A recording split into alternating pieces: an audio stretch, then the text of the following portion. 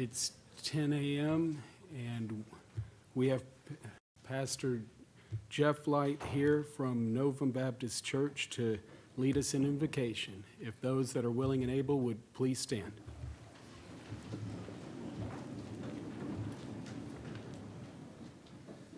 Hallelujah for this beautiful day that God has given us, brand new day. And it's written in the scripture that we too are risen in Christ. I'd like to read 13 verses from Psalm 96. I sing to the Lord a new song, sing to the Lord all the earth. Sing to the Lord and praise his name. Proclaim his salvation day after day. Declare his glory among the nations, his marvelous deeds among all the people. For great is the Lord and most worthy of praise. He is to be feared above all gods. For all the gods of the nations are idols, but the Lord made the heavens.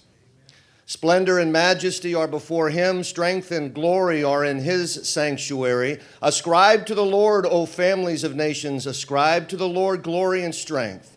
Ascribe to the Lord the glory due his name. Bring an offering and come into his courts. Worship the Lord in the splendor of his holiness. Tremble before him, all the earth. Say among the nations, the Lord reigns. The world is firmly established. It cannot be moved, and he will judge the people with equity. Let the nations rejoice. Let the earth be glad. Let the sea resound and all that is in it.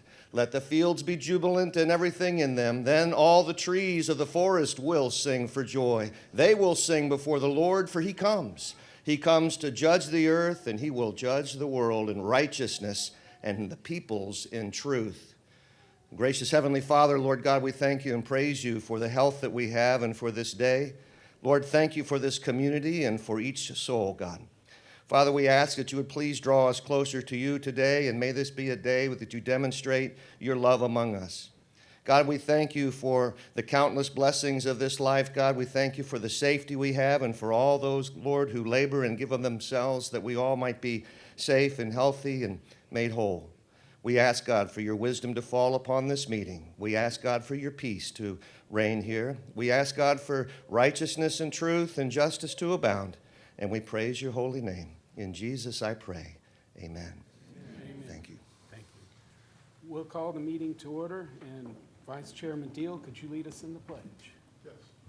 I pledge allegiance to the flag of the United States of America and to the republic for which it stands, one nation, under God, indivisible, with liberty and justice for all.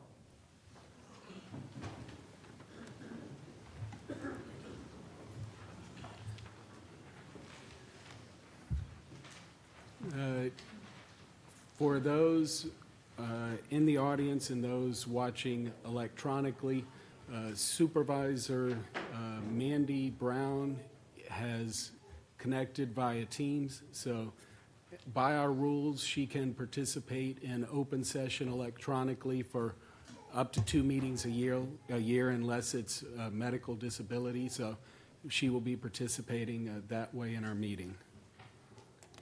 We have an agenda before us. Are there any additions, deletions, or changes? Mr. Chairman, yes, sir. I'd like to make a motion to delete item 3.02 from the agenda per the recommendation of our Director of Environmental Services. Do we have a second? Second. Okay, we have a motion and a second. Would it perhaps make sense to have our Director of Environmental Services explain it, or is the board going to be comfortable deleting 3.02? I can explain it. Sure. If that would help. Yeah, this was just a investigative item that the staff was asked to look into, and was added to the agenda by the attorney's office. However, shortly after being added to the agenda, it was brought to our attention that some of those easements still have existing utilities in them, so we still need some investigation on that before we're ready to bring anything to the board.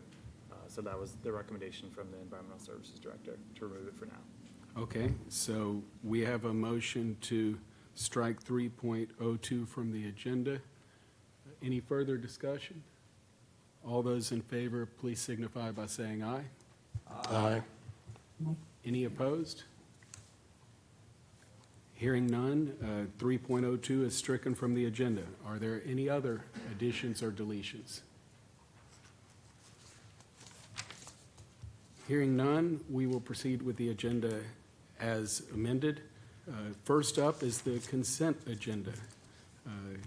Shane, could you please go through the consent agenda? Thank you, Mr. Chairman.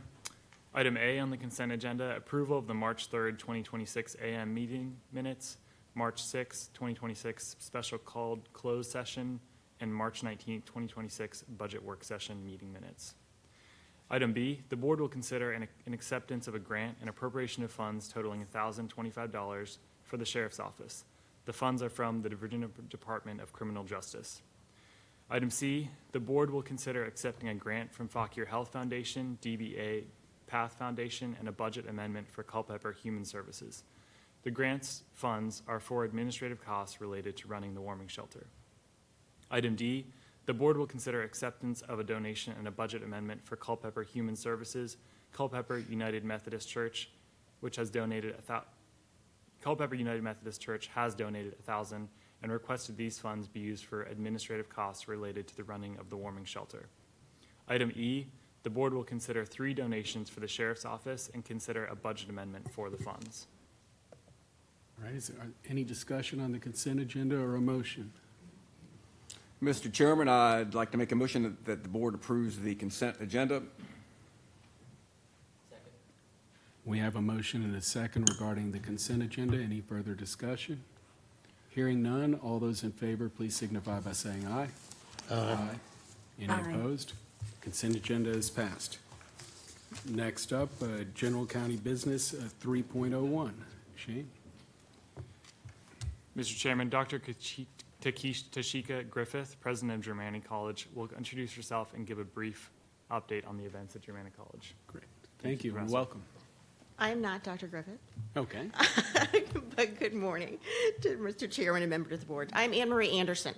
I am the local board chairman for Germanny Community College. Great. I'm also on the foundation, and I am here to introduce Dr. Griffith. Oh, great. It has been a long process, and out of over 80 constituent candidates all across the United States, Germanny Community College has chosen Dr. Tashika Griffith.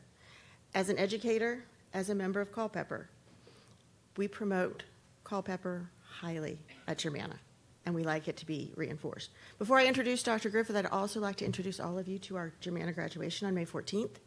I think it's important that we show you all where your funds are going, and there's no better place than the Germanny graduation where we have over 1,000 graduates. Before I go any further, you all have her resume in your docket, so I don't need to go on and read something that you already have in front of you. I'd like to introduce you to the current president of Germanny Community College, Dr. Tashika Griffith.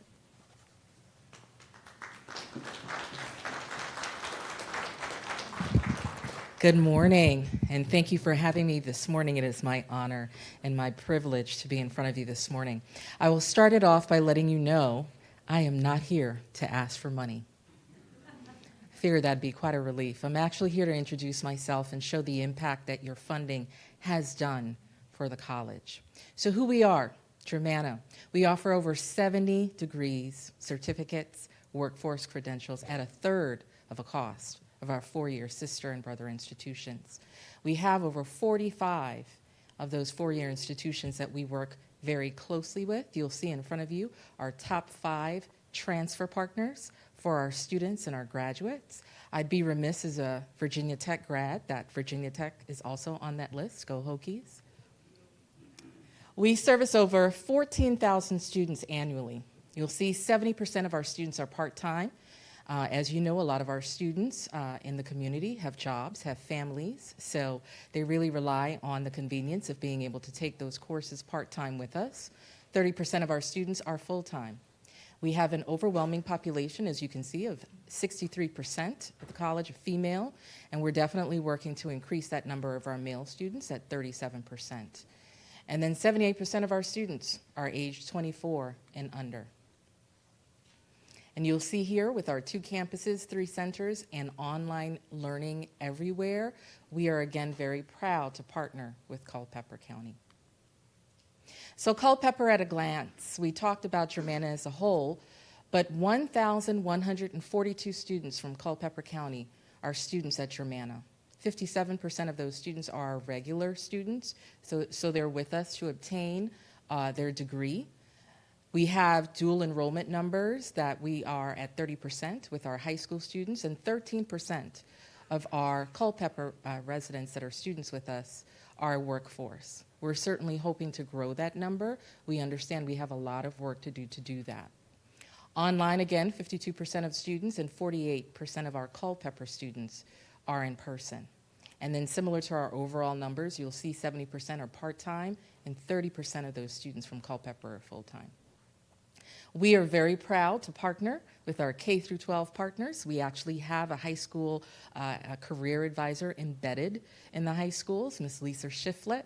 And you'll see our top programs that she also helps us advertise and market and promote with those students are healthcare, nursing, and business. So very, very proud of our partnership with the high schools in K through 12.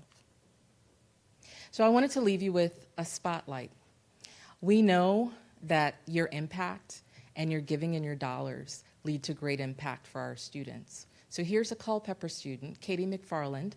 We're very proud of Katie. She's a part of our Future Educators Academy, and she has been accepted into VCU's teacher residency program as a result of all the hard work and her experiences at Germanna. So again, that's what your funding has impacted her and her future course and career in teaching. And I talked a little bit about the Future Educators Academy, but I wanted to give you a little more information in terms of we currently have, representing Culpeper, 12 juniors, 6 seniors. And within the next 4 years, Culpeper will have at least 18 certified teachers returning to teach within their community. And we're very proud of that. And again, it's because of your partnership and the impact with your funding that's led to this result. So again, I just wanted to take the time to thank you this morning for all that you give to Germanna, and we are very excited to continue that partnership. With that, thank you. Do you have any questions?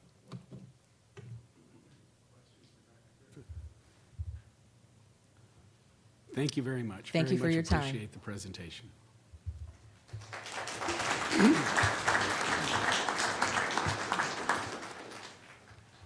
All right, next up will be 3.03. The board will discuss the formation of the executive leadership team and the authority of the clerk to the board. I'll turn that over to the clerk. Thank you, Mr. Chairman. I will now read the proposed resolution outlining that budget item, or line item. A resolution of the Culpeper County Board of Supervisors exercising general governing authority in the absence of a chief administrative officer, designating the clerk of the board as signatory authority, establishing an executive leadership team with personnel authority, and distributing administrative functions and modifying certain delegations in the personnel management plan for the period of vacancy.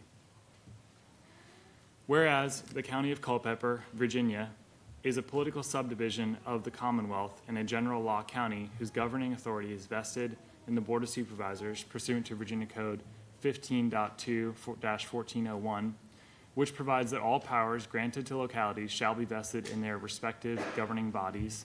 And whereas, pursuant to Virginia Code 15.2-1536, every locality shall appoint a clerk for the governing body, and in its discretion, a chief administrative officer and an attorney.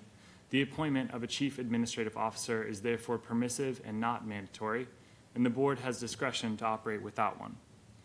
And whereas, pursuant to Virginia Code 15.2-1540, the governing body of any locality may appoint a chief administrative officer, the statute contains no companion vacancy, absence, or disability provision, confirming that the chief administrative officer role is discretionary, and that the board retains full governing authority in the absence of such an officer.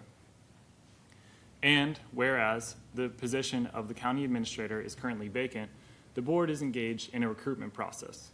However, the board has determined in the exercise of its discretion under 15.2-1536 and 15.2-1540 that it may manage county government functions directly and through designated officers during this period without formally appointing an acting chief administrative officer. And whereas Virginia Code 15.2-1423 provides that in the event there is no chief administrative officer, it shall be the duty of the chairman to see that the functions set forth in 15.2-1541 are carried out if the governing body has not acted otherwise. The board hereby acts otherwise through this resolution, distributing such functions among designated officers in the executive leadership team as set forth herein, thereby relieving the chairman of that default statutory burden. And whereas Virginia Code 15.2-1501 provides that whenever it is not designated by general law or special act, which officer or employee of the locality shall exercise any power or perform any duty, such power shall be exercised or duty performed by the officer or employee designated by the governing body. This resolution constitutes such a designation. And whereas Virginia Code 15.2-1541 sets forth the administrative functions ordinarily performed by a chief administrative officer, including enforcement of board directives, budget preparation, financial reporting, supervision of county personnel, execution of contracts, and appointment of officers and employees, the board finds it necessary to assign each of these functions to a specific officer or body by this resolution to ensure continuity of county government operations. And whereas the clerk of the Board of Supervisors, the clerk, is duly appointed pursuant to the Virginia Code of 15.2-1538 and performs the statutory duty set forth in 15.2-1539, the board finds that vesting significant authority in the clerk Signatory authority in the clerk for routine administrative and contractual matters during the vacancy period is appropriate and within the board's power under 15.2-1401 and 15.2-1501. And whereas the board adopted a personnel management plan, PMP, on December 3rd, 2024, which at section 2.c.1 delegates to the county administrator authority to hire for all positions covered by the PMP, other than those positions required by law to be approved by the board, and which at section 8.e.4 requires the county administrator to brief the board prior to any formal disciplinary action against a department head or other employee. And whereas in the absence of a county administrator, the PMP's delegations to that office must be redistributed by the board by board action to ensure continuity and clarity. This resolution constitutes that redistribution for the period of vacancy, and to the extent any provision of this resolution is inconsistent with the PMP as adopted, this resolution shall govern during the period of vacancy, and the PMP shall be construed accordingly. And whereas the board finds that establishing a permanent executive leadership team, ELT, to exercise collective personnel authority and support administrative governance is in the best interest of the county, consistent with the board's plenary governing authority under 15.2-1401 and its designation authority under 15.2-1501. And whereas the board expressly retains all authority vested in it by law, and this resolution does not delegate any power the board is prohibited by the Dillon Rule from delegating, including adoption of the budget, imposition of taxes, adoption and amendment of ordinances, and zoning decisions reserved to the board. Now, therefore, be it resolved that the Culpeper County Board of Supervisors hereby declares that this resolution constitutes the board's actions otherwise within the meaning of Virginia Code 15.2-1423, such that the chairman of the board shall not bear personal default responsibility for the administrative functions enumerated in 15.2-1541. Those functions are hereby distributed as set forth in this resolution, effective upon adoption and remaining in effect until this resolution is superseded or rescinded, or a county administrator is appointed and assumes duties, whichever occurs first. Be it further resolved that pursuant to Virginia Code 15.2-1401 and 15.2-1501, the clerk of the Board of Supervisors is hereby designated as the county's signatory authority for the following categories of official instruments within the limits stated. A, contracts and agreements. The clerk may execute contracts, agreements, purchase orders, and other instruments on behalf of the county where 1, the board has expressly authorized the transactions by prior resolution, motion, or ordinance. 2, the expenditure falls within the currently adopted budget appropriation. And 3, The value does not require competitive sealed bidding under the VPPA VA Code 2.2 4300. Contracts at or above the competitive sealed bidding threshold require board approval before execution. And if you wouldn't mind, clerk, for one moment, does the board want the clerk to read each of the stuff, or could he just read the titles through this to get through this? Title is fine, Mr. Chairman. Okay, if you would read just the bold one. Okay. B, grant applications and reporting. C, routine administrative correspondence. D, financial instruments. E, emergency authority. F, limitations. Do you want me to read the limitations? Sure. Okay. The clerk shall not execute any deed, lease, easement, option, or other instrument conveying any real property interest without specific prior board authorization by resolution. The clerk shall not settle or compromise any claim or litigation without board approval, except settlements not exceeding $10,000 within existing appropriations in consultation with the county attorney with written notice to the board chair. Be it further resolved that there is hereby established an interim executive leadership team, ELT, as the county's collective administrative governance body during the absence or vacancy of a county administrator. The ELT shall consist of the following members ex officio: the clerk of the Board of Supervisors, which is the chair of the ELT during any period in which no county administrator is in office, the county attorney, the director of planning and zoning, and the director of environmental services. The clerk, as ELT chair, is further authorized to invite the director of finance, the director of human resources, and other department heads to participate in ELT meetings on an as-needed basis.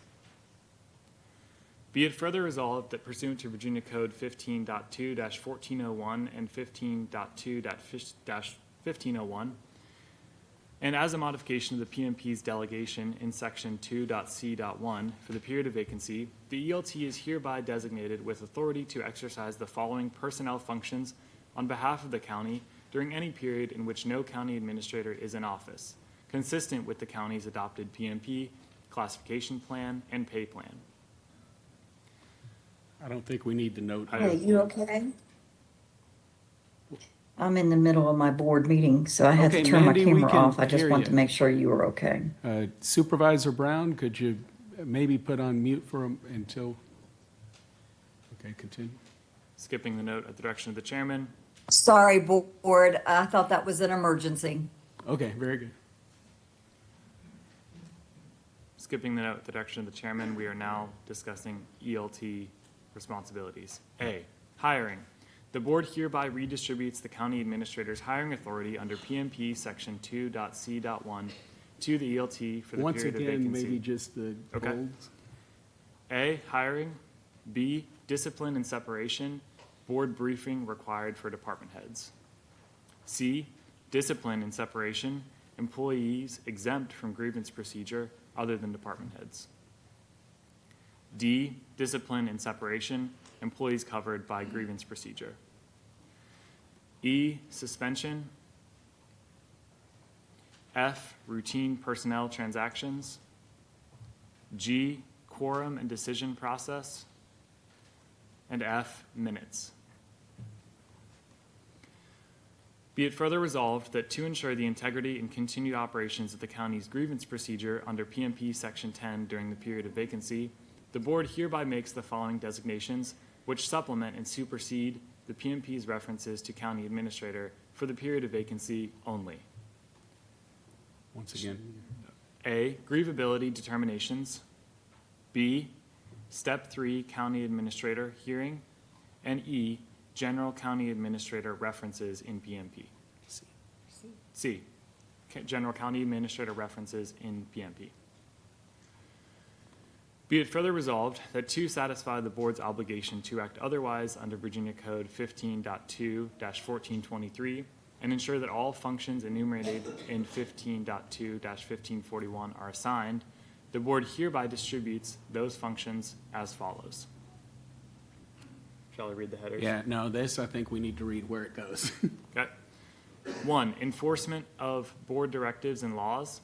The clerk and ELT shall collectively collectively shall ensure that all board ordinances, resolutions, and directives are carried out, and that all applicable laws of the Commonwealth required to be enforced through the governing body are faithfully executed.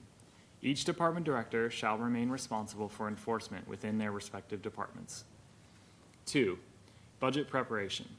The Director of Finance, in coordination with the ELT, shall prepare and submit to the board a proposed annual budget with supporting documentation. The clerk, as ELT chair, shall present the proposed budget to the board on behalf of the ELT. 3. Financial reporting. The Director of Finance shall keep the board advised as to the financial condition of the county and shall submit to the board monthly financial reports. The clerk shall ensure these reports are included in board meeting materials. 4. Supervision of county employees. The ELT shall exercise collective supervisory authority over department heads and county employees in the absence of a county administrator, consistent with the adopted PMP. Each department director shall continue to supervise their respective department staff. Notwithstanding the foregoing, the following positions and departments shall report directly to the clerk rather than to the ELT collectively: the Director of Information Technology, the Director of Finance, and the Deputy Clerk to the Board of Supervisors. The clerk shall exercise direct supervisory authority over these positions and departments consistent with this resolution in the PMP, and personnel decisions affecting these positions shall be made by the clerk, subject to the ELT and consultation where the clerk deems it appropriate. 5. Contract execution. As set forth in Resolved Clause 2, the clerk is hereby designated to execute contracts within the scope authorized herein. All other contracts require board approval. 6. Appointment of officers and employees. As set forth in Resolved Clause 4, the ELT is authorized to approve hires for budgeted positions. The board retains authority to create new positions and approve appointments above the ELT's designated scope. 7. Monthly reports to the board. The ELT shall provide the board with a written monthly reports addressing county operations status, significant matters pending or anticipated, personnel actions taken, budget and financial status, and the status of the county administrator recruitment. 8. Other duties. The ELT shall perform such other administrative duties as the board may from time to time direct by resolution or motion. Be it further resolved that upon the appointment and commencement of service of a permanent county administrator, the ELT shall dissolve without further board action. Nothing in this resolution shall prevent the county administrator, in his or her sole administrative discretion, from establishing an internal leadership team or advisory group of county staff for operational purposes. Any such group established by the county administrator shall be an administrative arrangement only. It shall carry no authority granted by this resolution or by the board, shall exercise no board delegated powers, and shall be subject to modification or dissolution at the county administrator's discretion without board action. Be it further resolved that pursuant to Virginia Code 2.2, 3704.2, the clerk or his designee is hereby designated as the county's FOIA officer with authority to respond and to fulfill Freedom of Information Act requests on behalf of the county. Additionally, wherever any provision of Virginia law or county policy states the chief administrative officer or his designee or county administrator, for any administrative functions not otherwise addressed in this resolution, the clerk is hereby designated to fulfill that role, with authority to further designate a member of the ELT or designee as appropriate.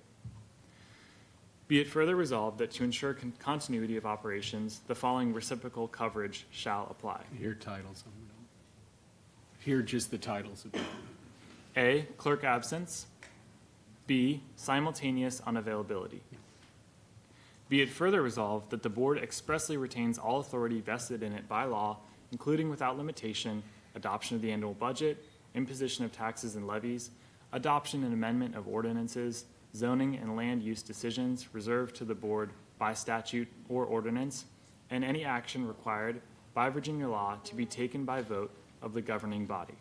Nothing in this resolution shall be construed to delegate any such authority.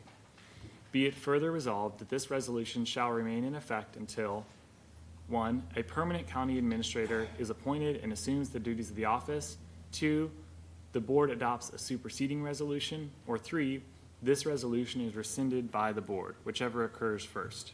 Thank you. With that, we'll open it up for discussion, a motion, or anything else. Supervisor Bates. Mr. Chairman, I've got a lot of discussion, and I appreciate the reading of this resolution. And just for the record, I was unable to get in touch with the Philadelphia lawyer to help me digest this when I received this at 9:46 p.m. last night. And just for the record, again, 9:46 last night, and I've got an 8-page resolution that's being read line by line that we're supposed to vote on and fully understand what's going on. So with that said, I've prepared a little statement that I'd like to read into the record. The issue before us is not whether county operations must continue. They must. Virginia Code 15-2-1423 says that if there is no chief administrative officer, the chairman must see that the functions in 15-2-1541 are carried out unless the board has acted otherwise. But this is a continuity provision and not a blank check to redesign the county administration, which is pretty much what this resolution is doing. What concerns me is this resolution appears to ratify authority that was already being executed before the board ever voted on it. Virginia Code says the chairman's roles in the absence of a chief administrative officer is to see that the functions are carried out unless the board has acted otherwise. And the board shall appoint a county administrator or designate someone to perform those duties in his absence or disability. It also says the clerk is not authorized to sign board documents, sign board warrants unless the board requires it by resolution of records, which is what we're doing today. So if the ELT was functioning as an authority for the past 3 weeks, which it has, and the clerk, according to your conversation with me on Thursday afternoon by phone, that the clerk has been signing documents since he was hired, it's already before this board acted, then we are not simply approving a structure going forward. We may be attempting to retroactively bless actions that were taken without clear formal authorization. This creates avoidable legal, personal, and governance risk for the county.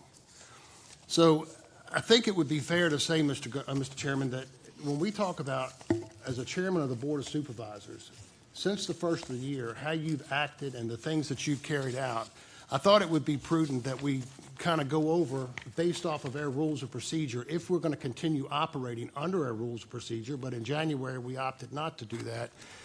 The items that the chairman can do is he presides over the meetings, he maintains order and decorum, he is in charge of committee appointments, procedural authority during meetings, and the things that he is not allowed to do is independent executive authority over staff, authority to act unilaterally on behalf of the board outside of the meetings, or control over board decisions beyond the presiding role.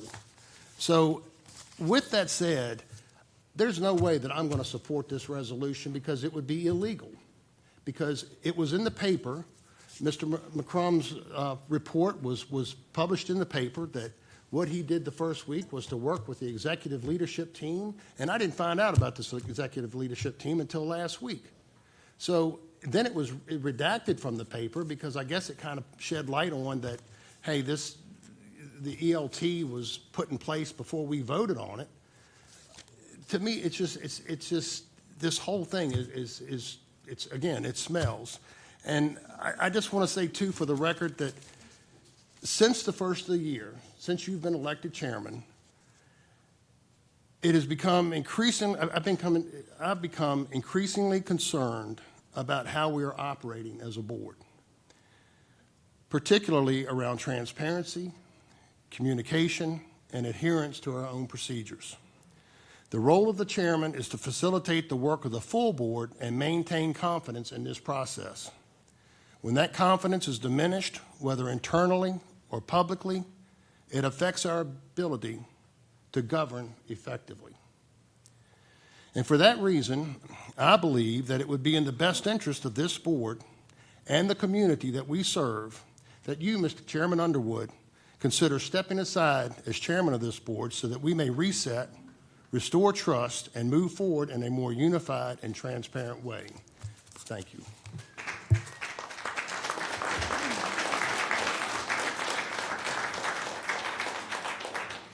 Thank you, Supervisor Bates. The one thing I would note is when you said we talked last Thursday about the signatures, for further clarification, which I stated back then, the clerk was signing what the clerk was authorized to sign.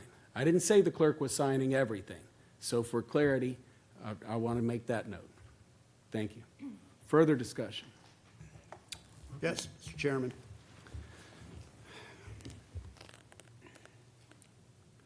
It seems to me, and I appreciate Supervisor Bates' comments, truly, but since these new hires have been on board and replaced the old hires, there has been significant fraud that has come to light over and over and over. I understand there may be people in this room that would prefer Chairman Underwood to step down, but the fact of the matter is we are uncovering unprecedented fraud in this local county government, to the point that I would almost guarantee that eventually the FBI, with their municipality fraud unit, will come in and do a further investigation. On top of that, we've put out a request for proposal for a forensic audit, and we just got those back. But what you're going to see unravel is going to be staggering. The genie has been let out of the bottle, and Supervisor Bates is trying to stuff that genie back in the bottle. He served on the board for 10 years. All of this happened under your service.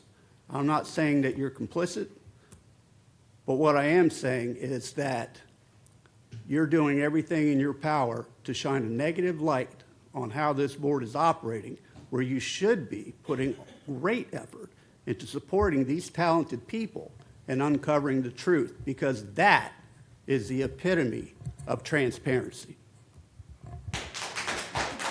For that, once again, I would just like to note that Supervisor Bates was first elected and began serving in 2020. Further discussion or comment? Yes, sir. Vice Chairman Deal.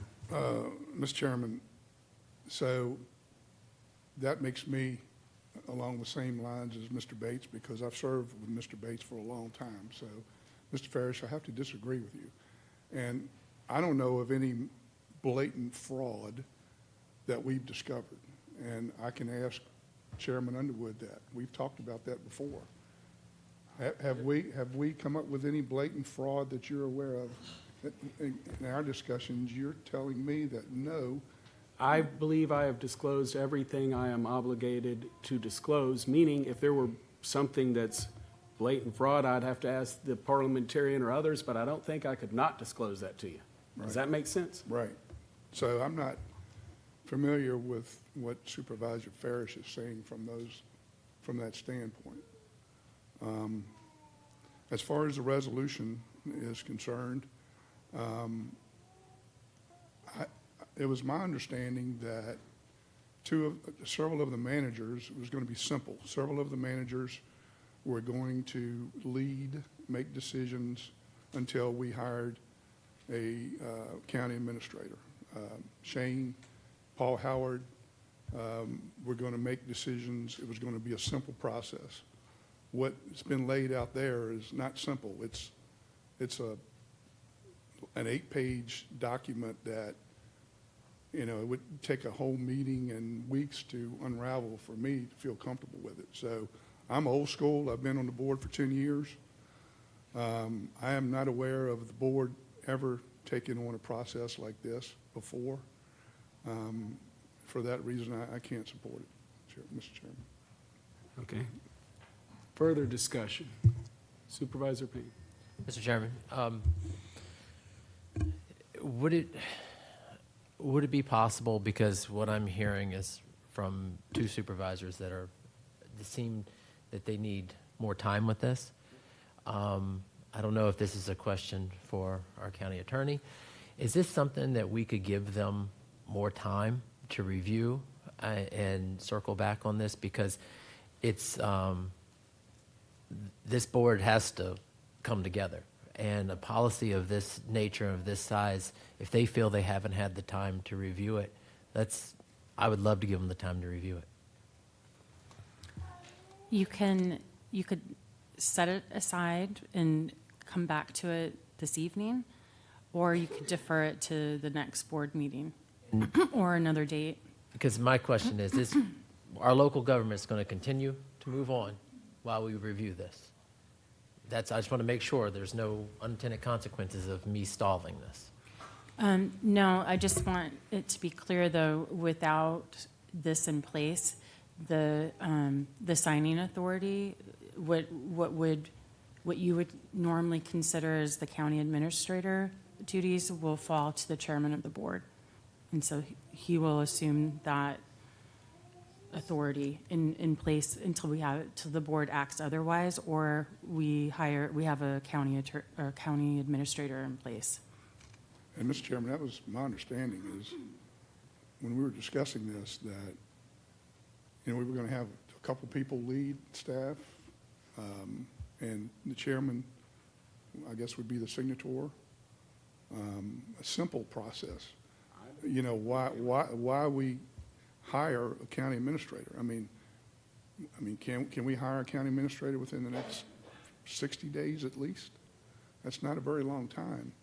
But, to generate an 8-page document for the interim, it seems overblown to me. That's just my opinion. Mr. Chairman, I don't know where to start. The discussion, or to talk about the discussion of an executive leadership team, the bottom line is that needs to be voted on by the full board. This is not a closed session item. This is something the public needs to know about. How is their county being run? We don't do this behind closed doors. When we talk about personnel matters, I get it. But this should have been voted on, and I'm going to go back to the fact of time, and thank you, Mr. Payne, if we needed more time, I'm not going to support this because it's illegal. This ELT was already formed, and it had functioned as a board, and we never voted on it. And to your comment, Mr. Farish, you talk about transparency, and we talk about fraud. I dare one person at this board to go in that room and put a sandwich in your mouth, because that is not being paid for. That's county taxpayer money. And per our county attorney, we have department heads that were buying lunch for staff because they were short-staffed and their staff couldn't go to lunch. So the department head was buying them lunch so they could work through lunch. And you're going to consider that major fraud. There are policies, Mr. Farish, that I do not disagree with that should be revisited and tightened up. But you do not shoot the messenger on this. The people that are working for the county are following the procedures that have been in place for the past 30 to 40 years. But no, we want a head on the stake. We want to make this board look good. Look at all the fraud. We've got credit card issues. We've got, loosey-goosey guidelines for different departments on how they spend money that's in their budget.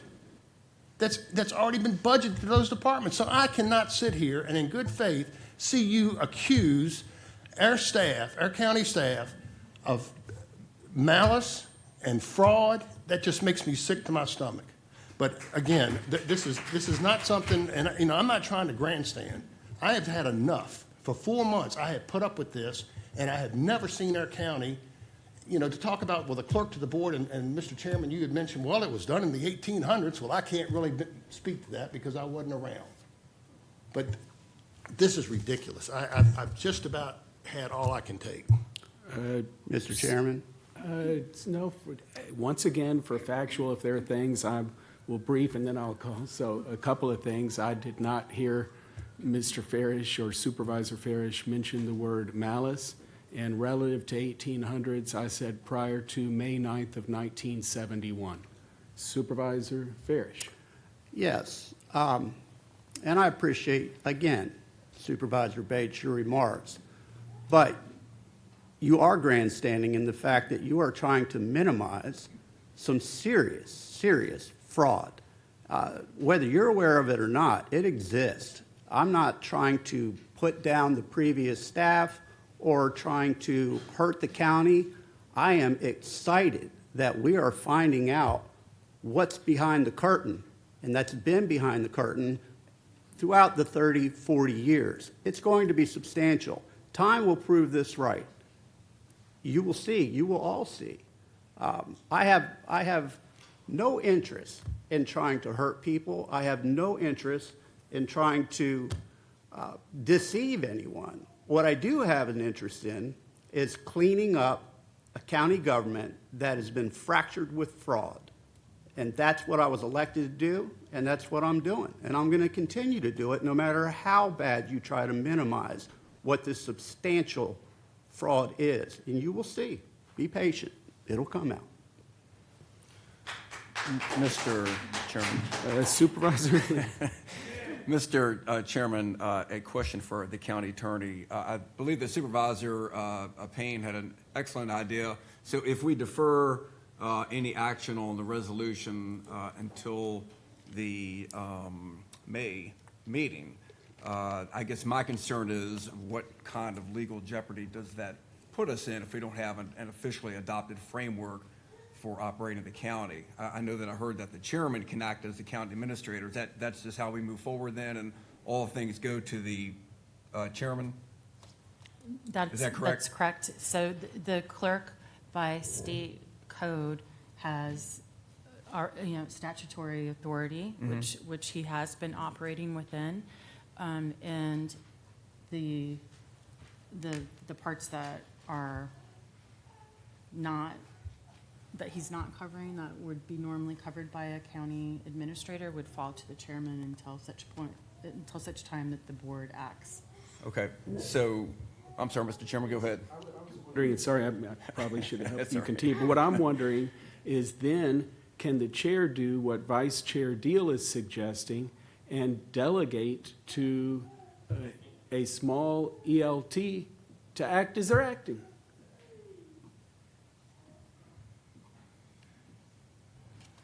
Not signing, but act as they're acting. That would be my question. I need to research that. Okay. I don't know that from, I don't want to shoot from the hip on this one. I appreciate What I am that. hearing, though, is if you were going to defer, it seems that several members of the board have expressed that they don't like the idea of that. And so Okay. I would recommend that you maintain that delegated authority. Great. Mr. Chairman, Did Supervisor Lee want to continue then? Yeah. Thank you, Mr. Chairman. In light of our discussion, I would simply at this point then make a motion for us to defer any action on this particular resolution until the May meeting. We have a motion on the floor and a second. The motion, further discussion.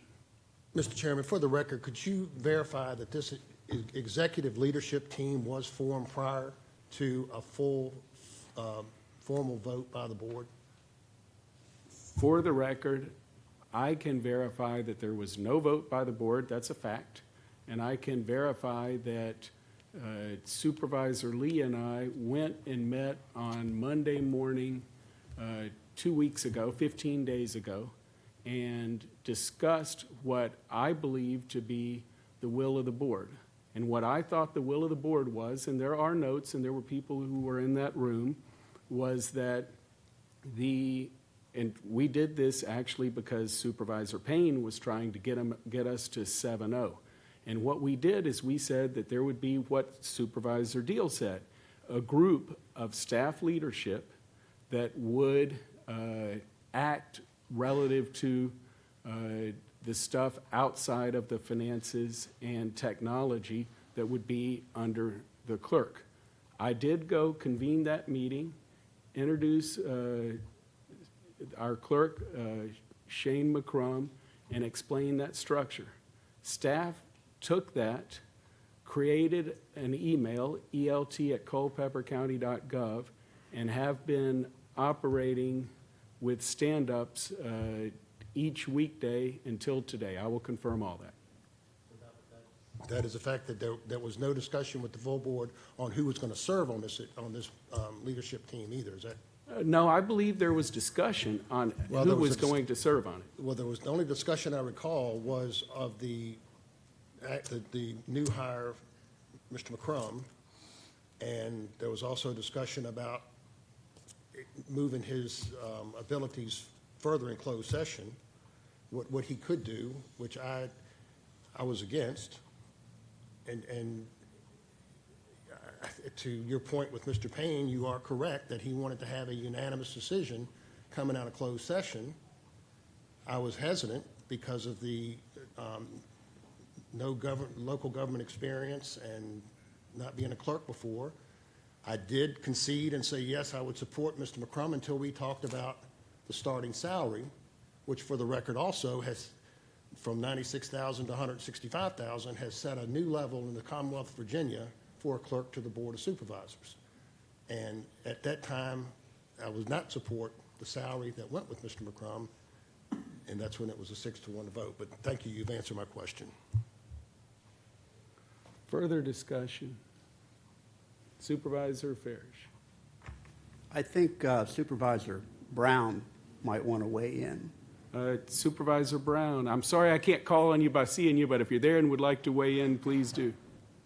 Yes, I did want to we were all in that meeting together. Mr. Supervisor Bates was there as well. We did discuss another manager taking on that full role and working with everyone, and that didn't work out. And that led you to be, as chairman, the one who was to take over as administrator, which you clearly stated in that meeting that you were the administrator and that was not your goal. And that was why we were trying to do this team.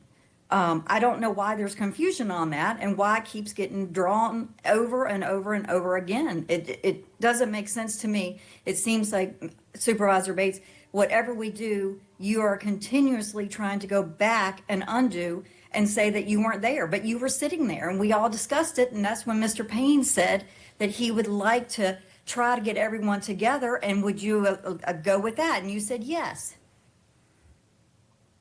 Thank you, Supervisor Brown. Mr. Chairman, I'll go back to what I thought we were doing, and that's the simplicity.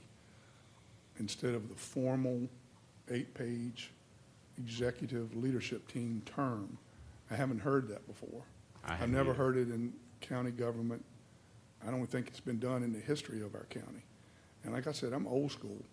You know, we just need decision-making for the window that we're hiring a county administrator. Why can't we keep it simple instead of making this formal document that requires a resolution that you have to attach your name to when you're not sure of what you're attaching your name to?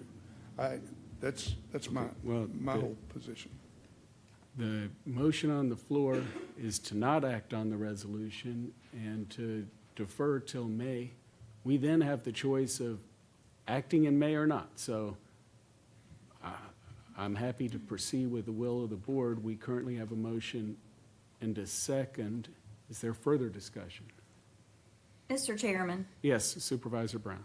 And question for Ms. Wilson. Ms. Wilson, is the purpose of this resolution just to clarify what Mr. Bates has been asking over the last week?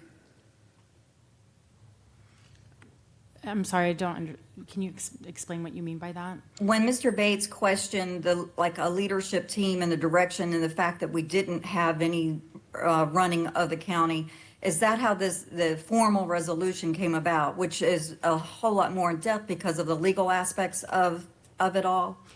Because I'm with Mr. Deal. I mean, it seemed a lot simpler when we were talking about it.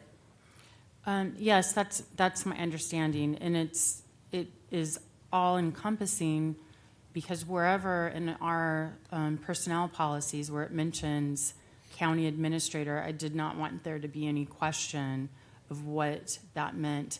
And this is a temporary, it was meant to be a temporary resolution that automatically extinguishes or dissolves upon the hiring and placement of a county administrator, or at the board's, if they made it another resolution to supersede it or change it in some way. Okay, that sounds great. Thank you. Supervisor Bates. Mr. Chairman, I don't believe, there was an email sent to the entire board about a week and a half ago that called out these exact issues that we're talking about this morning, about where was the vote for the executive leadership team, where was the vote for the signing authority for the new clerk to the board, and all the board members got that. I'm not the one that's driving this 8-page document. And again, I'm going to go to it's kind of like closing the gate after the cows are out. You've already formed this structure They've already acted in county government, and now we're coming in after the fact and say, okay, we're going to vote on it to make sure that's okay. That's why I'm not going to, I can't support the resolution, and whether it's today or next week, because the fact is, you as chairman had already formed this committee, this executive leadership team. Mr. McCrum had been signing since he was hired. I don't know what he signed. So therefore, that resolution, in my opinion, and based off of other legal opinion, it's illegal, and I can't support it. That's all. Thank you. Okay, are there further discussion regarding, I guess, or not considering the resolution prior to May? I still believe that, I'm sorry, Mr. Chairman. Sure, Supervisor Bates. I still believe that 30 days would give us an opportunity to take a harder look. Maybe we can all digest it, maybe even simplify it, and then maybe we could create something that Supervisor Bates would be more comfortable with. So again, just take 30 days to digest and possibly simplify. Okay, thank you, Supervisor Payne. It occurs to me that we could also go simplify some of our PMP and other items to do what I agree with Vice Chair Deal would be the right thing. What we want to do is have something very simple in this period till we get a county administrator. If we can find a way to I believe that was the will of the board. That was my understanding. And if that is, let's see if we can find a way to get there in this 30 days. Supervisor Bates. I'll throw a suggestion out real quick, because when all this chaos first started, we took a planning director who had only been with the county a couple of months, who had no corporate knowledge, if you would, of how the county operated in the past, and put her in the position of an interim county administrator till March 17th. Historically, when something has happened with our county administrator or sick or whatever, we have reverted back to Director of Environmental Services, Mr. Howard. And I don't know why in the interim we couldn't have that same setup today. He knows the county. I mean, he's been with the county for decades. I mean, I don't know why there would be a problem with having him as the interim county administrator until we find somebody and actively pursue finding a new county administrator. Mr. Chairman, may I respond? Sure. Supervisor Bates, actually, Mr. Howard was asked, and he declined to accept that role. Is there further discussion? Hearing none, we have a motion on the floor and a second. All of those in favor of the motion to delay at least 30 days, please signify by saying aye. Aye. Those opposed? Supervisor Brown, how was your vote? Mine is aye to keep delaying it till the 30 days if that's the wishes of everyone. Okay, the motion passes 6-1. Next, 3.04, the board will review and discuss the arrangement in which the newly appointed county attorney supported her previous locality. I believe this is on the agenda at the request of Supervisor Bates. So in terms of discussing that, I guess I will lead this off. And what I will say is that this board decided with a formal vote, I believe it was in December, at our December meeting, to hire Amy Wilson as county attorney. We came to an agreement where she would begin on February 25th. Possibly the 26th, but we came to an agreement where she would begin that week.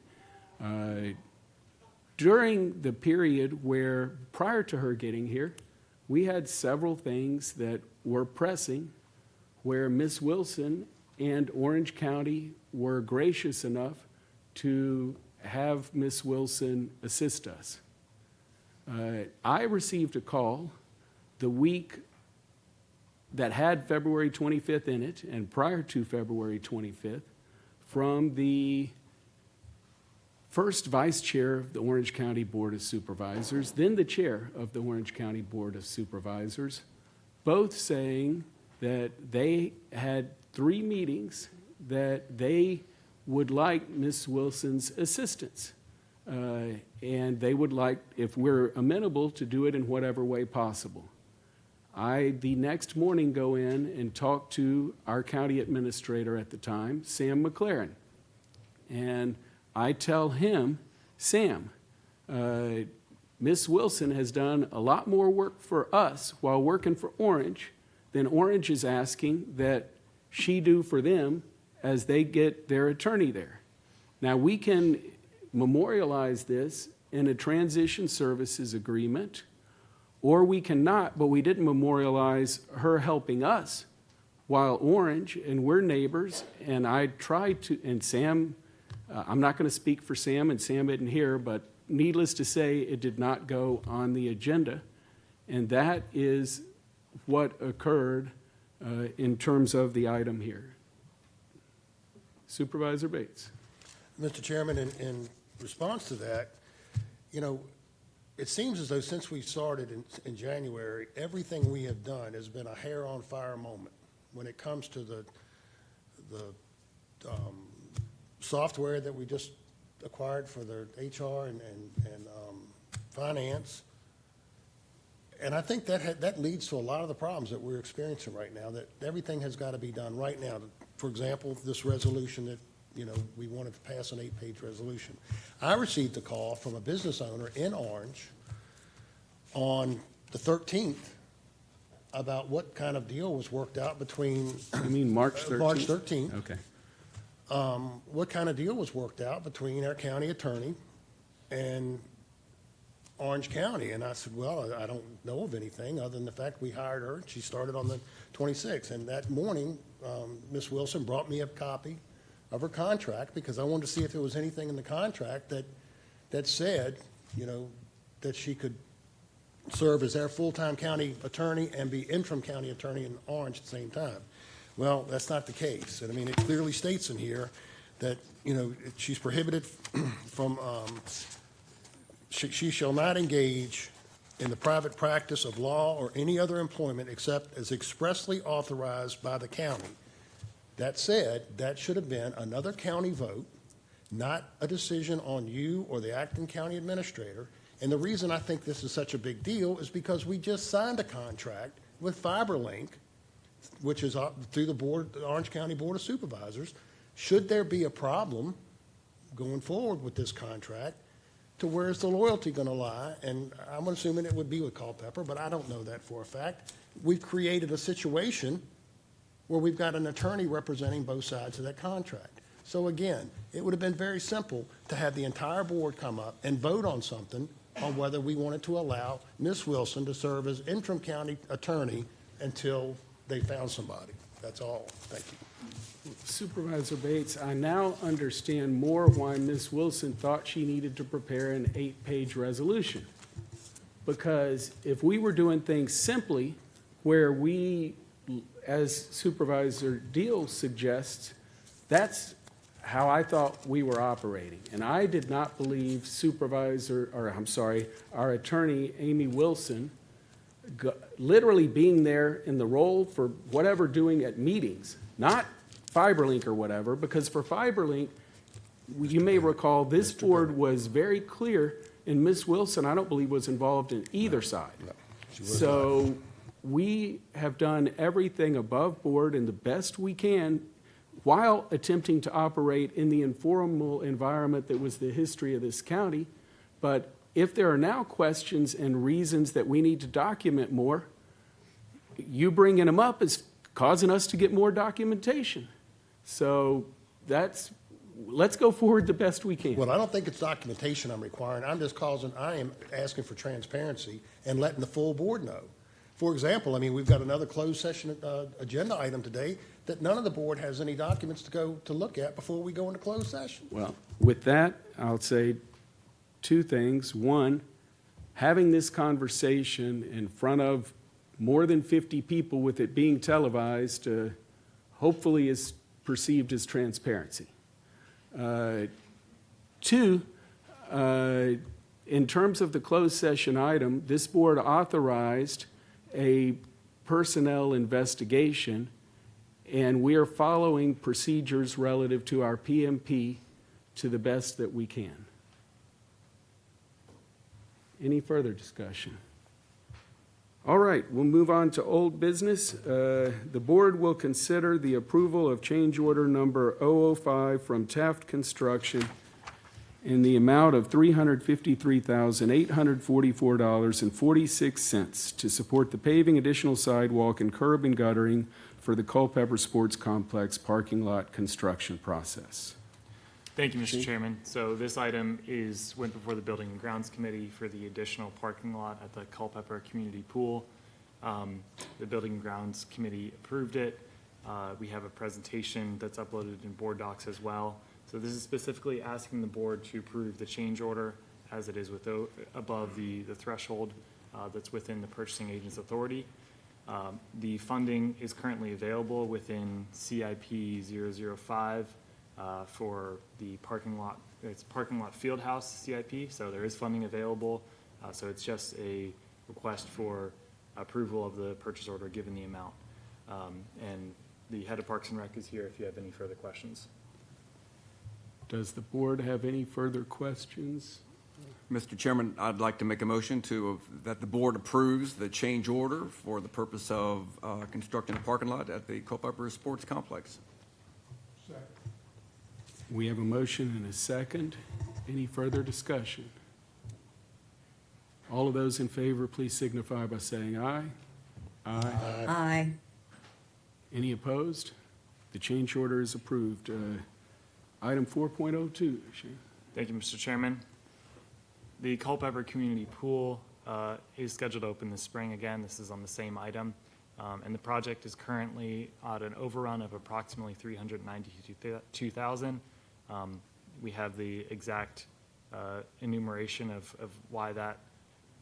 how we came to a $392,000 shortfall, and our head of Parks and Rec is here to answer any of those questions. The finance director's recommendation was to use available funding in the community complex CIP line, which has a balance of $599,000. So we are asking the board to approve a budget transfer of $392,000 from that CIP line to Parks and Rec to cover that shortfall. So to be clear, this is a budget transfer, not an increase in the budget. Yes, this is a budget transfer, exactly.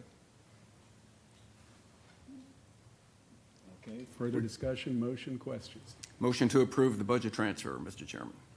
And I'll second it with a little bit of discussion, Oh, please, discussion. because what happened with the pool, and it's been phenomenal project to work on. And Mr. Hardy can come up if we need him to come up. But the town, it's been as everyone knows, it's been a partnership with the town. The town, we gave the property for the pool, and the town put up $5 million to build the pool.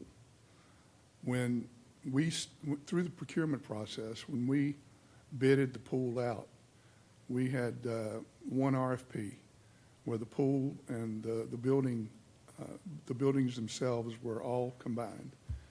And that bid came in right around $7.5 to $8 million. So we got right on that with Mr. Hardy and his staff, and we started calling up pool providers and, really getting in detail with how a pool works versus, a standard pool versus Mirtha, et cetera. So we took and we split the pool from the buildings that were going to be built and had 2 RFPs. And after talking with about 10 different pool vendors and getting some more bids, we got it down to $5 million, right at budget. So we saved like $2.5 million, which was phenomenal. And, but Andrew didn't include a contingency with the $5 million. Usually, you know, when I was with Loudon, we put a 20% contingency on there plus an inflation factor. Most businesses put at least 10% contingency factor in with their contracts, or with their estimates. So I think it's been phenomenal, and I know we're over $392,000, but it's been a phenomenal project. And Ms. Brown, Mandy was talking about it the other day, and what a great amenity it is going to be for the community, and we're all proud of it, and just wanted to give that information to everyone. Thank you very much, Vice Chairman. What I'll add is I believe the Vice Chairman is being very modest. When he says "we," he means I. No. He's the one, No, not at all. Supervisor Lee was here. Well, you made those calls. Whether you, I mean, in reality, saying that it was too much and that there's a better way to do it in splitting was the idea of the Vice Chairman. And he did, through that process, save us a lot of money. And I am very grateful. I said it then, and I mean it now, and it's a heck of a project. So, all right, we have a motion on the floor in a second. All of those in favor, please signify by saying aye. Aye. Any opposed? All right, we're on to new business. The board will discuss releasing the hiring freeze for certain positions. Thank you, Mr. Chairman. So as you all know, we are operating under a hiring freeze currently. So this was as a result of meeting with various department heads, understanding the current operational needs to continue operations per usual. These were the positions that were recommended, and I'm now presenting to the board. I do want to clarify, these positions are previously approved within the budget positions. These are not new created positions. These are budgeted, currently vacant positions that of the current vacancies within the county were elevated by department heads to be brought to the board, to be asked to be unfrozen so that they could proceed with recruitment and hiring. And you do have an attachment in there that talks about the individual roles and their justifications for why they should be unfrozen. Is it possible to bring up, I guess, the PDF on maybe which one would be, Hiring justification? yes, or the one that was a presentation? Well, so at this point, I guess I'll ask, what's the will of the board on how we proceed here? Discussion, motions, anything else? Mr. Chairman, just to clarify, so these, for Mr. McCrum, these are all open positions, not new positions, correct? These Yes. are open positions that need to be filled. Yes. But we need to take action because of the hiring freeze, correct? That is correct, sir. Okay. Mr. Chairman, in light of that, I'd like to go ahead and make a motion that we dissolve the hiring freeze momentarily so that we can post these positions and interview for them. Yes, and what we have done in the past is we have authorized these positions to not be impacted by the hiring freeze. Okay. Is that how the motion is Yes. agreed? Would you say that again, Mr. So that Chairman? what we have done in the past is authorize these positions to not be impacted by the hiring freeze, All right, and meaning that- we can fill them. In that case, Mr. Chairman, I'd like to make a motion that we authorize these positions to not be impacted from the hiring freeze. Do we have a? All right, we have a motion and a second. Supervisor Bates. Mr. Chairman, could we elaborate on the executive assistant county administration and where that would have fallen? Yes. Shane? So that position has been in the budget. It's been an executive assistant position to the county administrator. When I assumed this role, there was an individual in that role that was operating in a front desk receptionist position. So in consultation with HR and our PMP, a realignment was made to have that person, which was already operating as a receptionist to be realigned to a vacant and open receptionist position that the county had. This was done to mitigate or prevent any disturbances in terms of me trying to overload that said person with new responsibilities as outlined as an executive assistant would be currently scoped under the approved position. So to mitigate that disturbance, the decision was made following the PMP and following HR protocols that that person be realigned to the open receptionist position at no change to their salary, at no change to their roles and responsibilities, thus leaving the executive assistant position currently open. So this position would be an assistant to your position, is that correct? No. This is an assistant to the county administrator. So given what was just discussed under the previous item, it would be an executive assistant to It would not be an executive assistant, so it would not. What this would be is an executive assistant to the county administrator.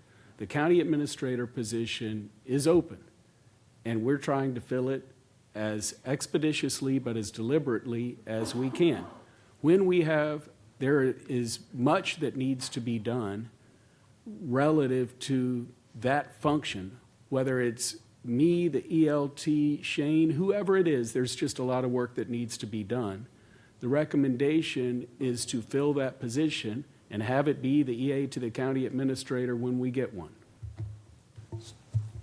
So that would probably go back to where, this time last year, when we had our previous county administrator asking for a deputy county administrator to help, that we did away with that position, implemented the hiring freeze. Yeah, I see you. I would like to clarify that the salary for this position is in line with what the board had previously approved at around $50,000 a year. So that was in line with an efficient approach. Further discussion? We have a motion on the floor and a second. All those in favor, please signify by saying aye. Aye. Aye. Those opposed? Hearing none, the motion passes. Thank you. Next up, new business. The board will discuss and consider a resolution opposing the proposed Valley Link Joshua Falls to Yeet 765 kilovolt transmission line project. Shane. Thank you, Mr. Chairman. Another mouthful coming. A resolution of the Culpeper County Board of Supervisors expressing opposition to the proposed Valley Link Joshua Falls to Yeet 765 kilovolt transmission line project. Whereas Valley Link Transmission Company, LLC, a joint venture among Dominion Energy, First Energy Transmission, and TransSource Energy, has proposed construction of the Joshua Falls to Yeet transmission line project. And real quick, I'm sorry to interrupt, but does the board wish to, this is a how many page resolution? This is 5 pages. Does the board wish to hear, and this one was prepared and in your packet, does the board wish to hear all the whereases or the therefores, or do we want to begin discussion? What is the will of the board here? All right, let's begin discussion. Supervisor. Mr. Chairman, first off, I'd like to amend the resolution to include the Yeet substation in Richardsville, in opposition to the substation in Richardsville. We have a proposed amendment. Is there a second? I'll second that. And we have a second. Supervisor Bates. I have a question, and I don't disagree with the motion, but is that going to put the county in a spot because there hasn't been an application filed for the substation? In other words, we're going to review a resolution and include a substation, the Yeet substation, which has not been formally introduced to the county yet. Is that, I guess that would be a question for a county attorney. Is that a, What are you asking, if it's going to impact? so are there legal ramifications should we sign a resolution against the substation, even though the substation has not been submitted to the county? The plans for a substation have not been submitted to the county yet. Is that? No, No. but I mean, based off of what I'm hearing Supervisor Payne suggesting is that you're resolving to oppose a substation.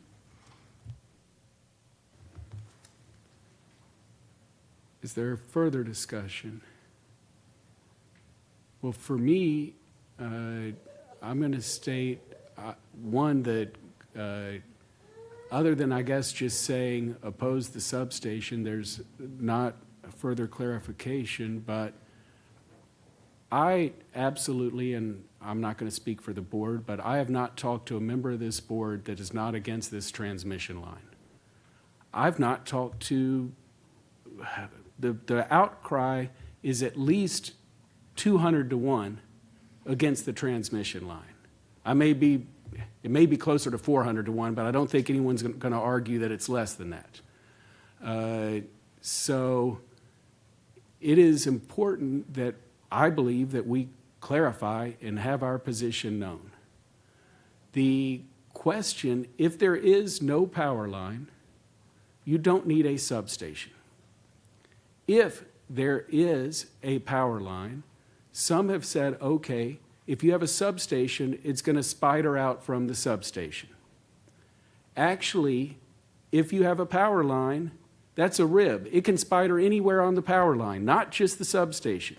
It can go anywhere all the way from Campbell County to Culpeper County, or if it goes further, wherever it goes, you can have stuff come off of it. So if, one, I want to stop the line, and I want to, as the resolution says, work with other counties to do what we can to do it. But then two, if the substation comes before us, and hopefully it won't, because hopefully there's no power line, but if it does, the substation is 3 miles into Culpeper County as proposed. If we get to the point where our choice is that, or our choice is the line going the whole way through the county, I actually prefer 1/3 of the way through the county than 3/3. But I'm hoping we don't get there. I'm hoping we stop the line and it's 0% through the county. So to me, sending opposition to the line is clear, and if we did so in a large majority, that's our strongest position. Sending opposition to a substation that has not been applied seems a little premature.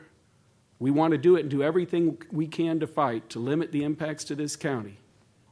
But we need to do so in a way that literally gives us the best chance to limit the impacts, is the way I'm looking at it. Mr. Chairman, if Yes. I may say a few things. First, I'd like to welcome our neighbors here in opposition to the power line. Like those yellow shirts and beautiful signs, and we understand your concerns and your passion. And I want to commend my colleague, Supervisor Payne, for the work that he's done in listening to our neighbors and to our folks in Stevensburg. And so thank you, Supervisor Payne. And thank you, folks, for coming out today. We understand your concerns, and we've certainly been getting lots of emails and correspondence and phone calls, and we do understand it. And I did want to also say that personally, I believe that as a board, it would be more prudent for us to not make a decision on this today, to give us time to properly research more of this proposed line with each other, with our concerned citizens, with Dominion. I think, in all honesty, there is a lot of information that we don't have right now. I'm concerned that we would be making this decision hastily. This is a very lengthy resolution. I'm also concerned, it says in sections 2, 3, and 5, that the county authorizes the clerk or the county attorney to enter into legal funding to fight this power line. I think that's that's a bit open-ended. I'm concerned that we are authorizing expenditure of funds, and we don't really know how much that would involve. So for me personally, and I might be the only one up here who's talking in this manner, I think it would be more prudent for us to do some research, to do our due diligence, to gather more information before we take a stance. And for our folks here that are concerned, I want to make it clear, I'm not stating that I'm opposed to this resolution, nor that I'm supporting the resolution. I simply think that the smartest thing that we can do right now is to stop, gather more information, make sure that we're doing our due diligence, and then proceed with taking a stance as a board representing our citizens of the county. And as Chairman Underwood, you made a terrific point with regards to what happens if we say no to the substation. That's a pretty big matter if that's going to traverse the rest of our county. Those are big questions that I think we need to research and get answers to before we do anything else. So that would be my preference would be to defer this for at least 60 days to allow us time to gather more information. And speaking with our planning folks yesterday, we don't even have a substation preliminary plans. Nothing has been submitted to us at this point, which would mean that a vote on the substation could not possibly occur until August or September. So we do have time to gather more information and then decide on a course of action. I'll first need a parliamentary question. No, go ahead, Supervisor. I just quick. In all due respect, I do disagree, especially for 60 days. I believe we need to move forward with this resolution. I don't. The people of Richardsville don't have 60 days here.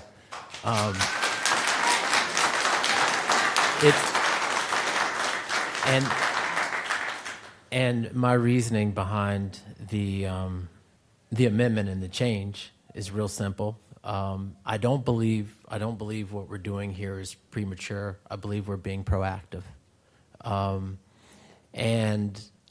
My reasoning behind this is real simple. It's the people of Richardsville and the people of Stevensburg have simply asked for it, and that's why I added the substation in addition to the line. So,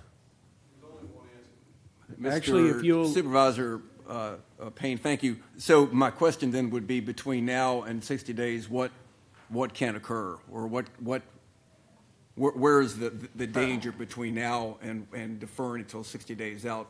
What is what can happen? And please, and I'm asking simply for for information so that we know where we're headed. Actually, just for the mechanics of the meeting, what I want to do is we first have a motion on the floor with a second, which was Supervisor Payne's. We then had a request for a 60-day deferral. I'll have to ask the parliamentarian, does one? We should vote on the original motion, which was to add the substance. If that's the way you're interpreting it and not making a motion, that makes my life a lot easier, so thank you. I think we need to vote on one thing at a time. Yes, sir. Supervisor Bates. Mr. Chairman, and to Supervisor Lee's point, Section 5, it is a pretty broad brush that's being painted with to expend funds as necessary. And I do agree with Supervisor Payne that I think time is of the essence that we take a stance and we join our fellow jurisdictions in opposition to this. But to Mr. Payne's point and the residents of Richardsville, I don't want to give not one person out there a false sense of security, because when we're talking about the SCC and a public utility, I think everybody in here knows what could happen. And I don't want one person in this room to be put in a position that you're not doing your homework, that you're not finding out what your house is worth today versus what it's going to be worth if you've got a 160-foot tower 200 feet from your front yard. So that said, I definitely think we need to move forward with this resolution against the power line and the substation. But again, the conversation since the first part of the year has been the financial status of the county, and I don't feel comfortable authorizing a resolution with an unended amount of money that we could put towards this when we say to expend funds as necessary. I guess my question would be that, could we put a limit, or is that something that would have to come back before the board before monies are spent? If I may answer. Supervisor Bates, if you continue, it says, and within available appropriations. And so appropriations are funds that have been approved by the board. So it would come back to the board. Yeah. Yes. So, yeah, as clarification, it'd have to come back to us and we'd have to appropriate. I'm with that. Chairman, Yes, sir. if I could weigh in. I've been opposed to this from the very start. Somebody said there's only one answer, and that's right, there's only one answer. I do not trust Dominion on anything. If they say it's going to end here, if they say it's going to end here, there's nothing to state that after it's put in there, they can't add on further. So I think all the effort possible, all the effort that we can muster to oppose this in every way, and just assume the absolute worst, because I have no trust, and hit it from that standpoint. Just factor in that everything potentially could be the worst-case scenario, and go after that with all we've got.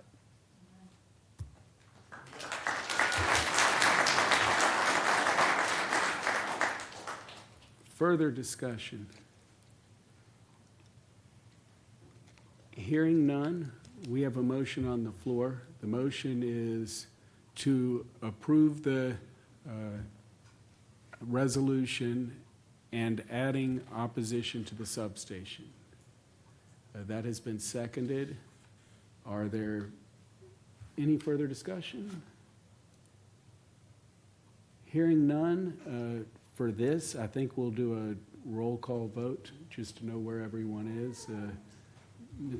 Ms. Ellis, if you'd have a roll call vote on that. Sure. Ms. Brown, Ms. Yay. Brown? Yay? Okay. Mr. Farish, Absolutely, yes. Mr. Lee, Yes. Mr. Underwood, Nay. Mr. Deal, Yes. Mr. Payne, Mr. Bates. Yes, ma'am. The vote is 6-1, and to be clear, I'm 100% against the line. I'm just doing what I believe is most prudent in the interest of the county. There are a bunch of opinions. It passes 6-1.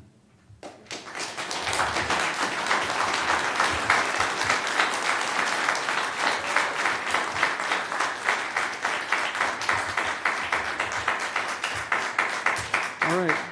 With that, being 11:30, we're going to take a 5-minute recess.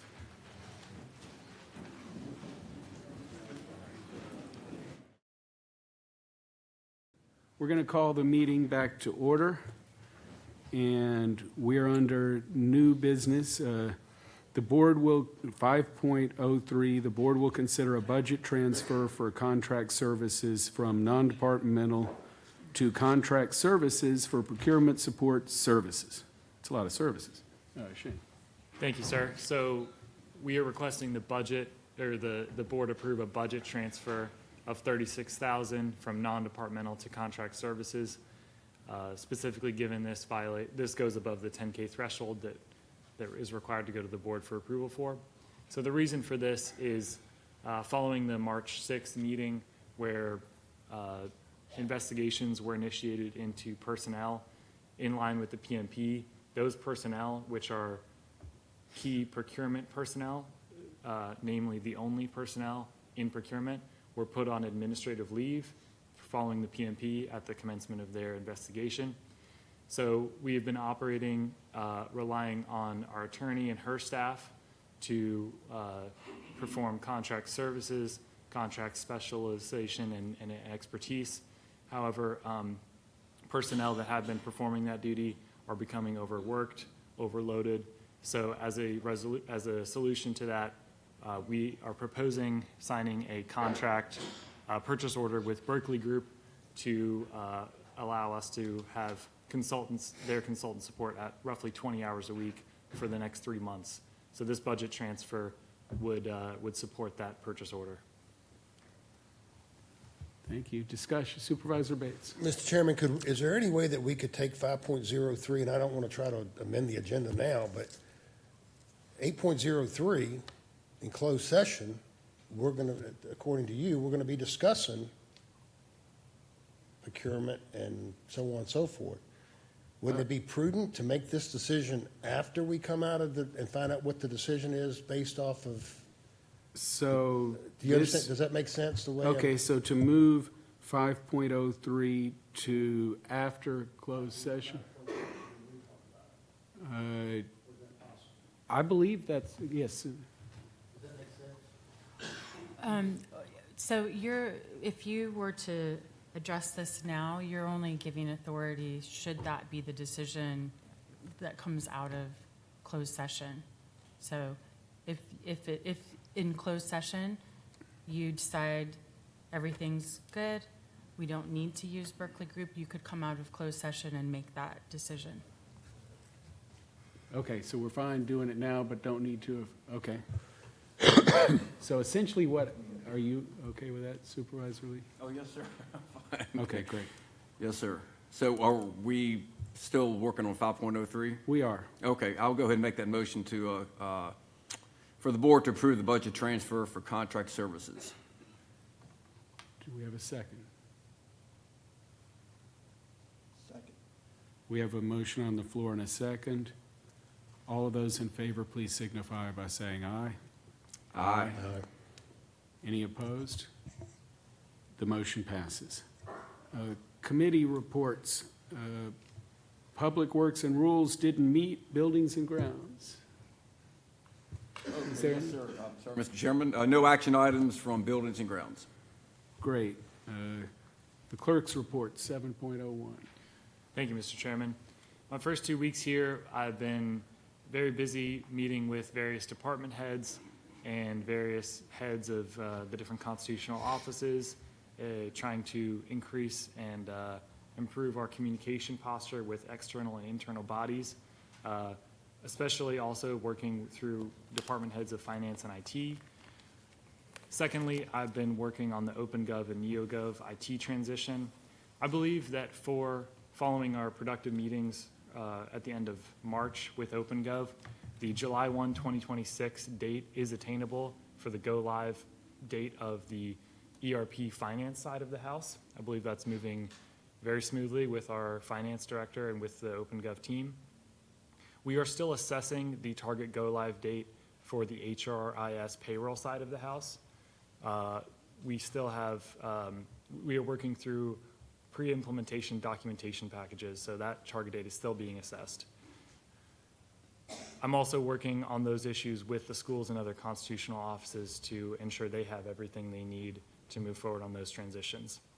One little note here, I am working on the live streaming capabilities for committee meetings and working sessions, working with our IT department and with Culpeper Media and with Supervisor Payne, as you all had asked staff to look into that at the last March meeting.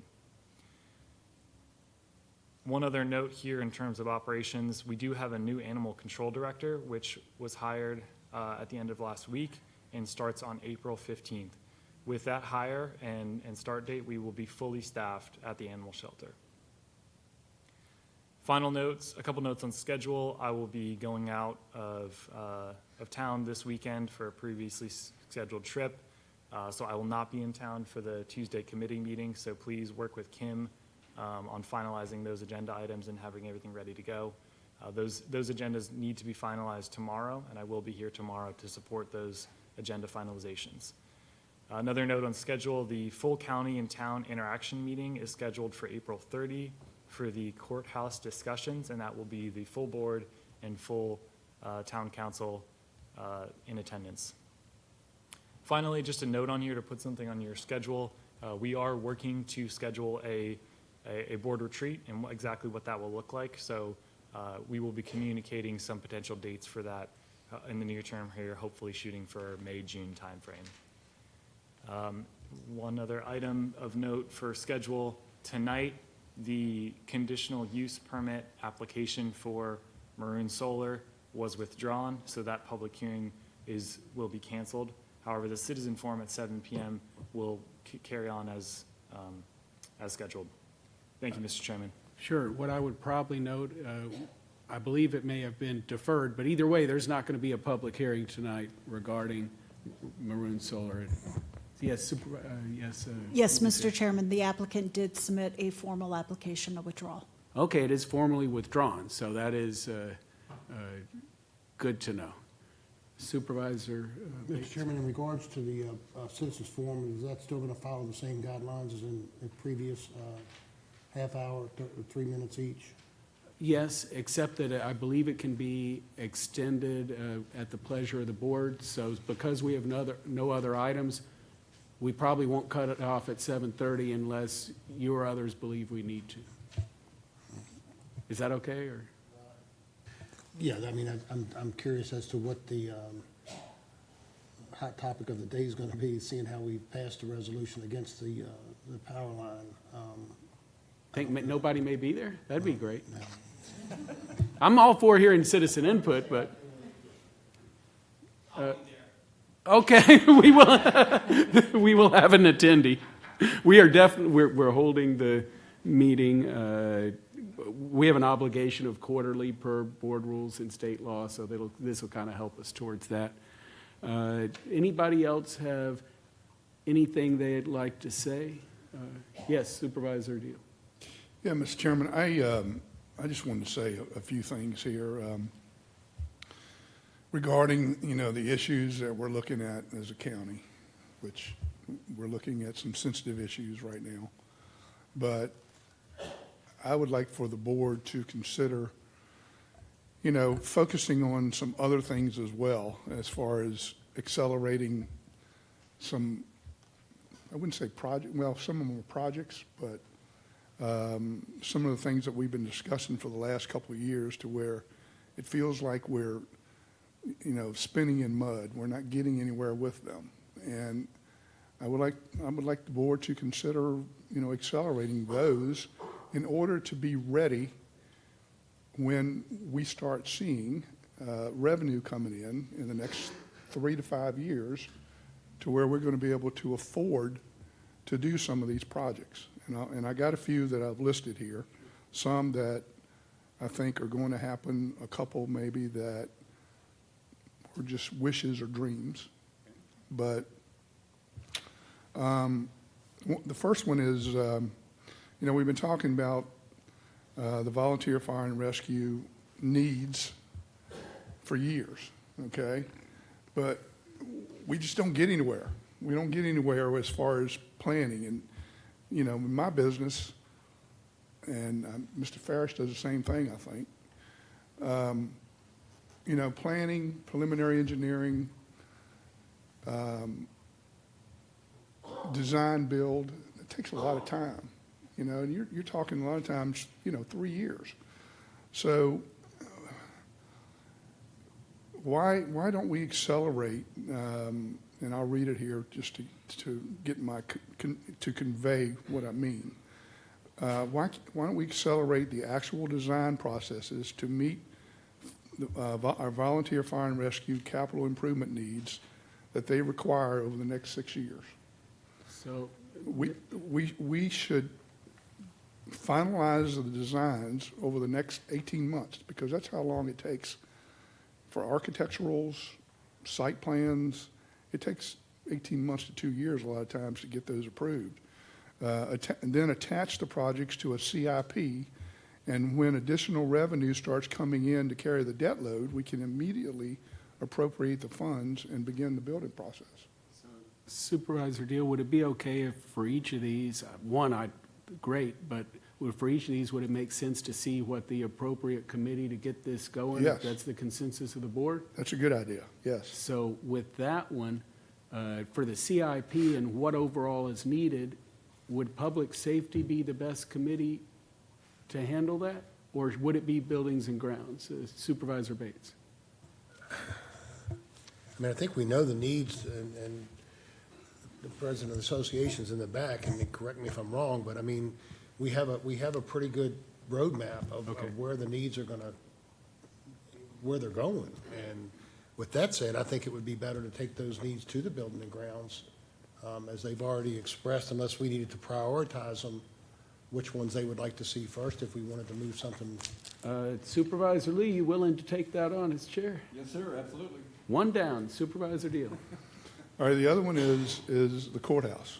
So we're going to be meeting with the town on, did you say, Shane, April 30th.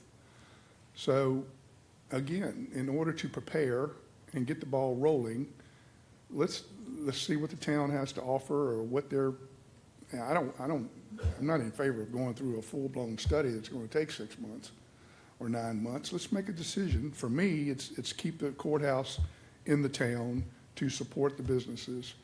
I think it's important. It's a no-brainer, in my opinion.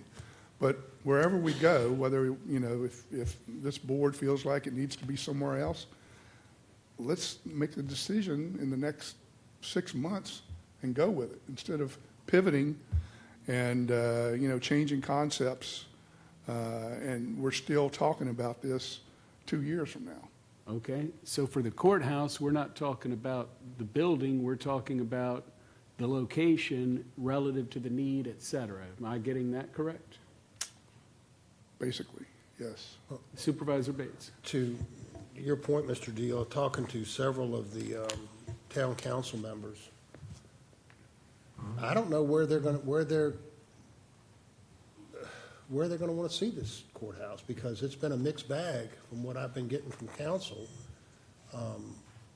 And a lot of them are saying that maybe it does need to go outside. So I think that, to your point about let's not go through another 6-month study, I agree. I mean, you can study something to death. Right. And I think that what they're going to be presenting on the 30th is a study that's already been done through Virginia Tech.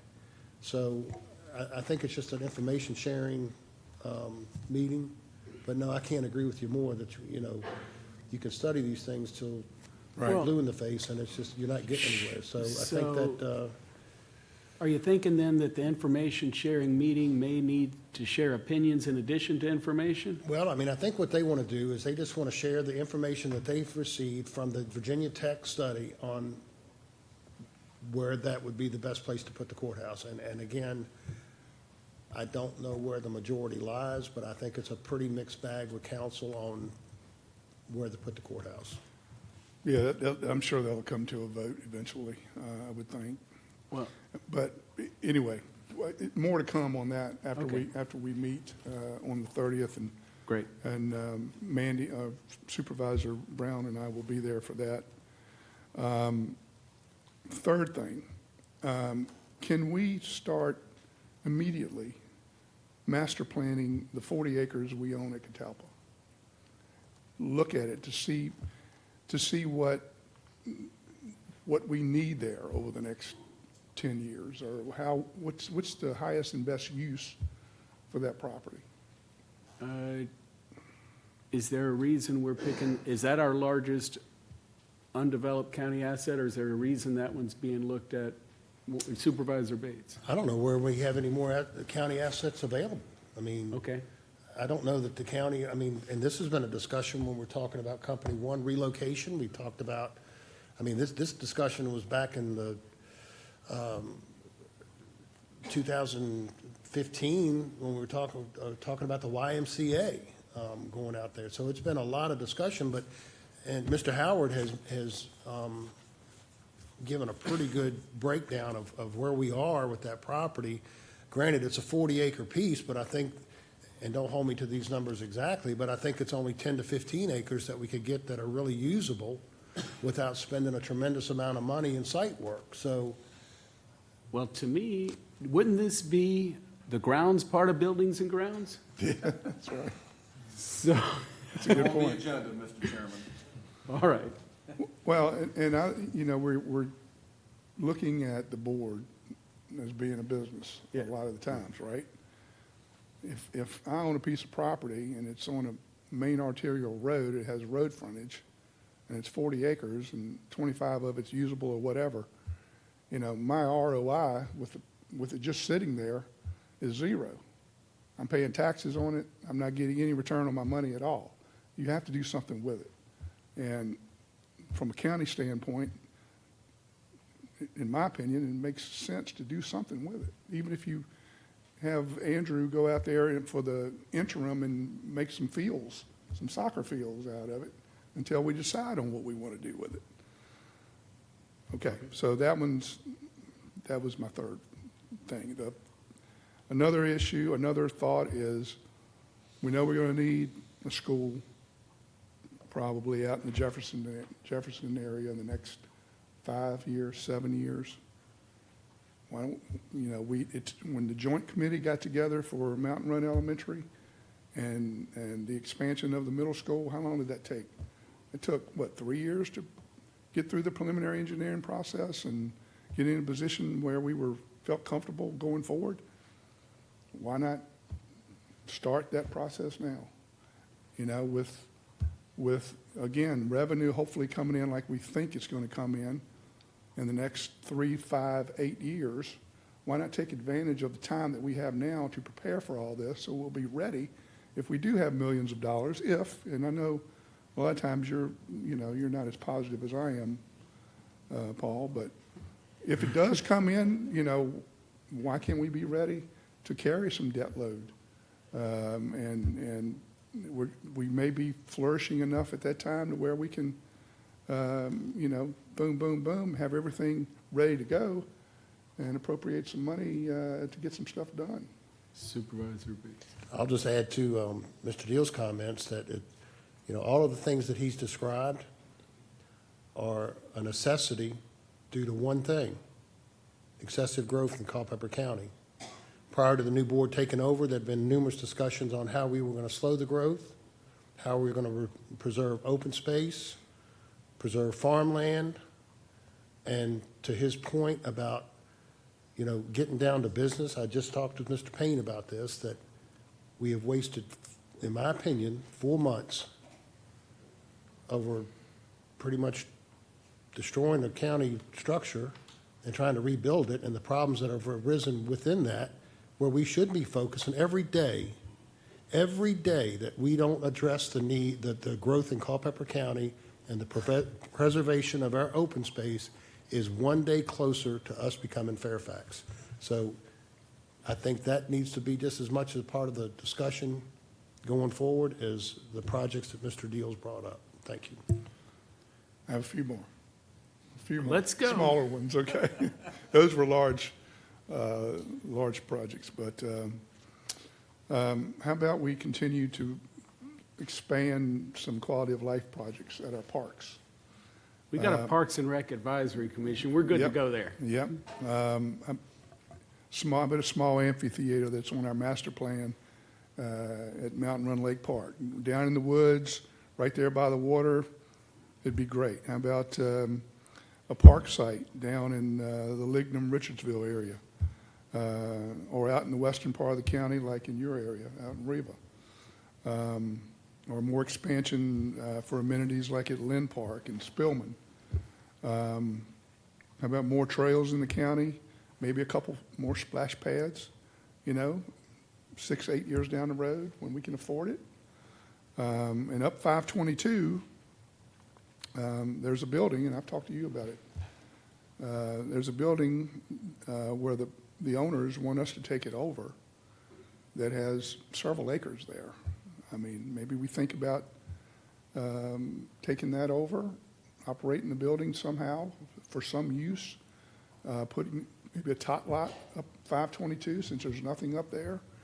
And the last one is kind of a dream. How about thinking about building a bike path, off-road bike path from Culpeper to Spurryville? I know that sounds unbelievable, but it'd be kind of cool to have people coming in Culpeper and getting off the train because there's a bike path that's 20 miles long that will take them to the foothills of the mountains. I almost thought that's what Cabin Road was, till they paved it. Yeah, so, anyway, that's That's way out there probably, but it's a thought. All And right. that's all I have. Thank you very much, Supervisor Deal. Yes, sir, Supervisor Lee. Mr. Chairman, just to kind of piggyback on Supervisor Deal's comments, I think it would also, and I agree totally with what he's saying, for us to get back to work on developing more projects that will be positive for the county. I would like to ask or to suggest that maybe in next week's committee meetings, we add to the Personnel Committee to explore an interim county attorney, an interim county administrator position, possibly looking into the Berkeley group. We had kind of talked about that before, and sort of after our discussion today, I think the sooner that we can move in that direction for an interim county administrator, the better. And that would, of course, then free us up to start to get to work on more of these projects, as Supervisor Deal had mentioned. I'm not sure if Okay. that goes to personnel or where that sounds would like- go, but I think it's going to be a full board decision, but personnel doing the legwork is what I understand personnel does, so Supervisor Farish, let's do it. okay with you?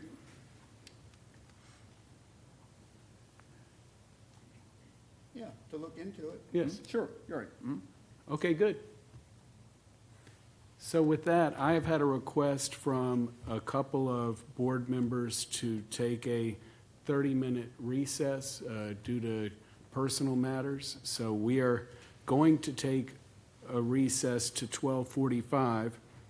At 12:45, we will come back into open session, read the closed session motion, and other than the budget work session that would be after that, that's the only thing left on our agenda, other than actions we may take, if any, when we come out of closed session.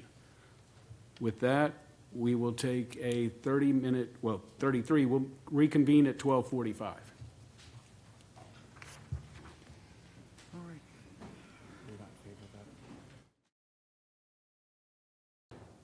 We are going to call the meeting back to order, but I noticed in the intervening time that we need to advertise a budget and a tax rate.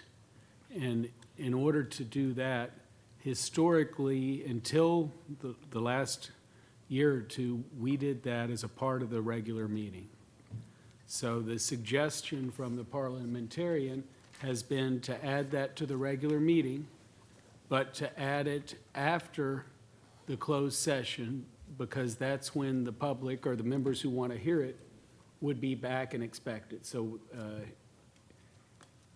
does anybody of the board want to do that any differently, or does that make sense? So essentially what we need, and I'll go ahead and say it, and we can just have it maybe as a so moved, is we need to have a, okay. Well,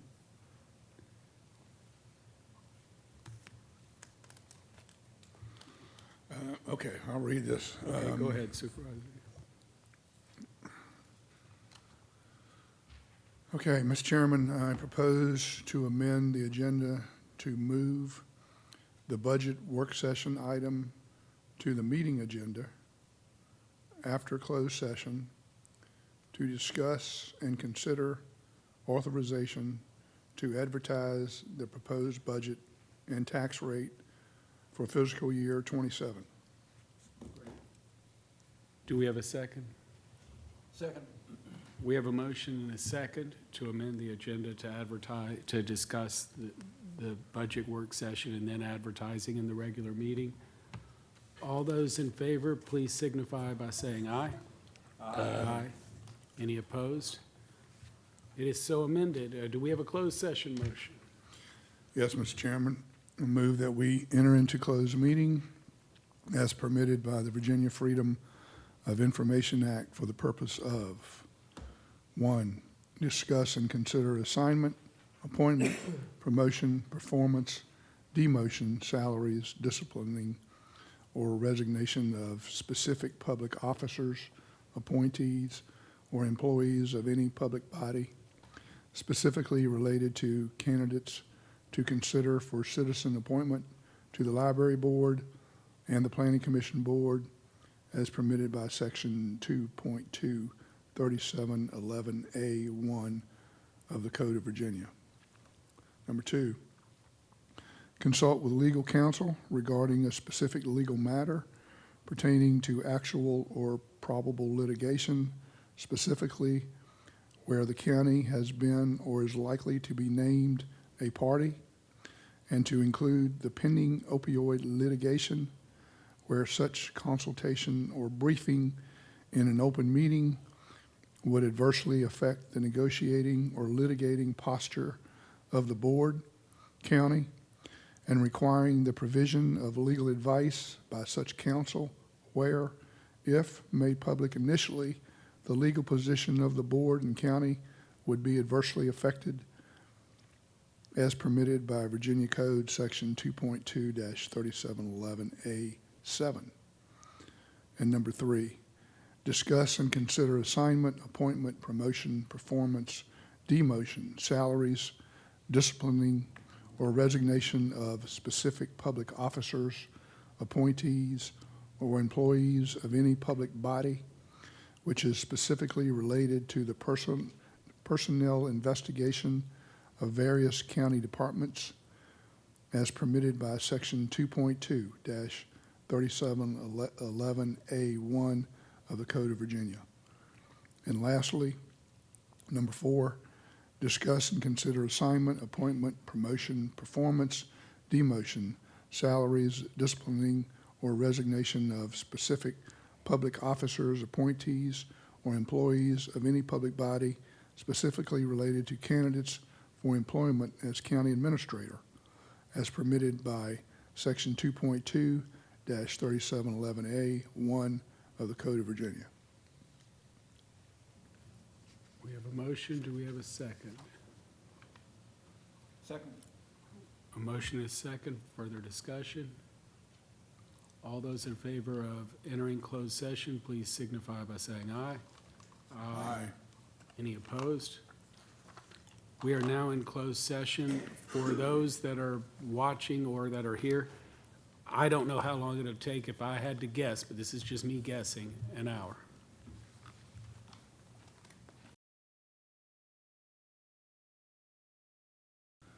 As Vice Chairman, my duty is to make motions coming out of closed session.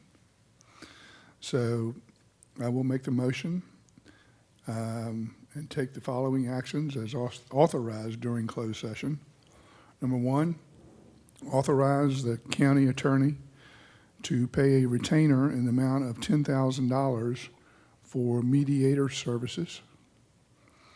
And number 2, authorize the chairman to execute the resolution approving the county's participation in the proposed combined settlement agreement resolving opioid-related claims.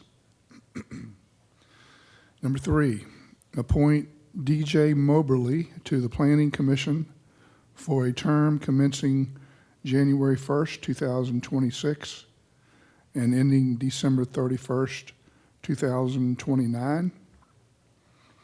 Number 4, appoint Francesca Gutowski to the Library Board for a term commencing January 1st, 2026 and ending December 31st, 2029. And lastly, number 5, appoint Shane McCrum, clerk, as interim county administrator in addition to his duties as clerk, and authorize a stipend in accordance with the personnel management plan while serving in an interim capacity. This appointment shall continue through the July regular meeting of the Board of Supervisors, at which time the board will reevaluate, or earlier upon the hiring and placement of a permanent county administrator. Do we have a second? Second, Mr. Chairman. We have a motion on the floor and the second. Any further discussion? Hearing none. All of those in favor, please signify by saying aye. Aye. Any opposed? The motion is passed. Next up in our meeting, we have the budget discussion. Shane? Can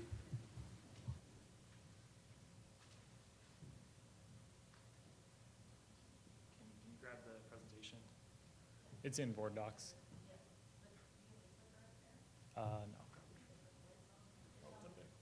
Thank you.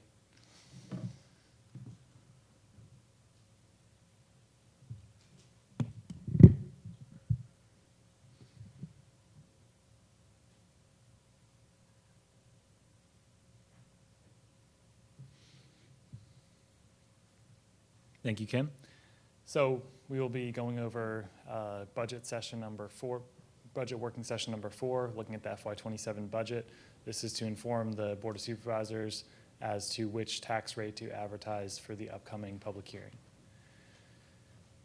So from work session number 3, the county administrator's draft budget cut about $2.5 million, but was still facing a $7.27 million shortfall. That was reviewed with you all in early March. However, since that session, the school budget request has been reduced.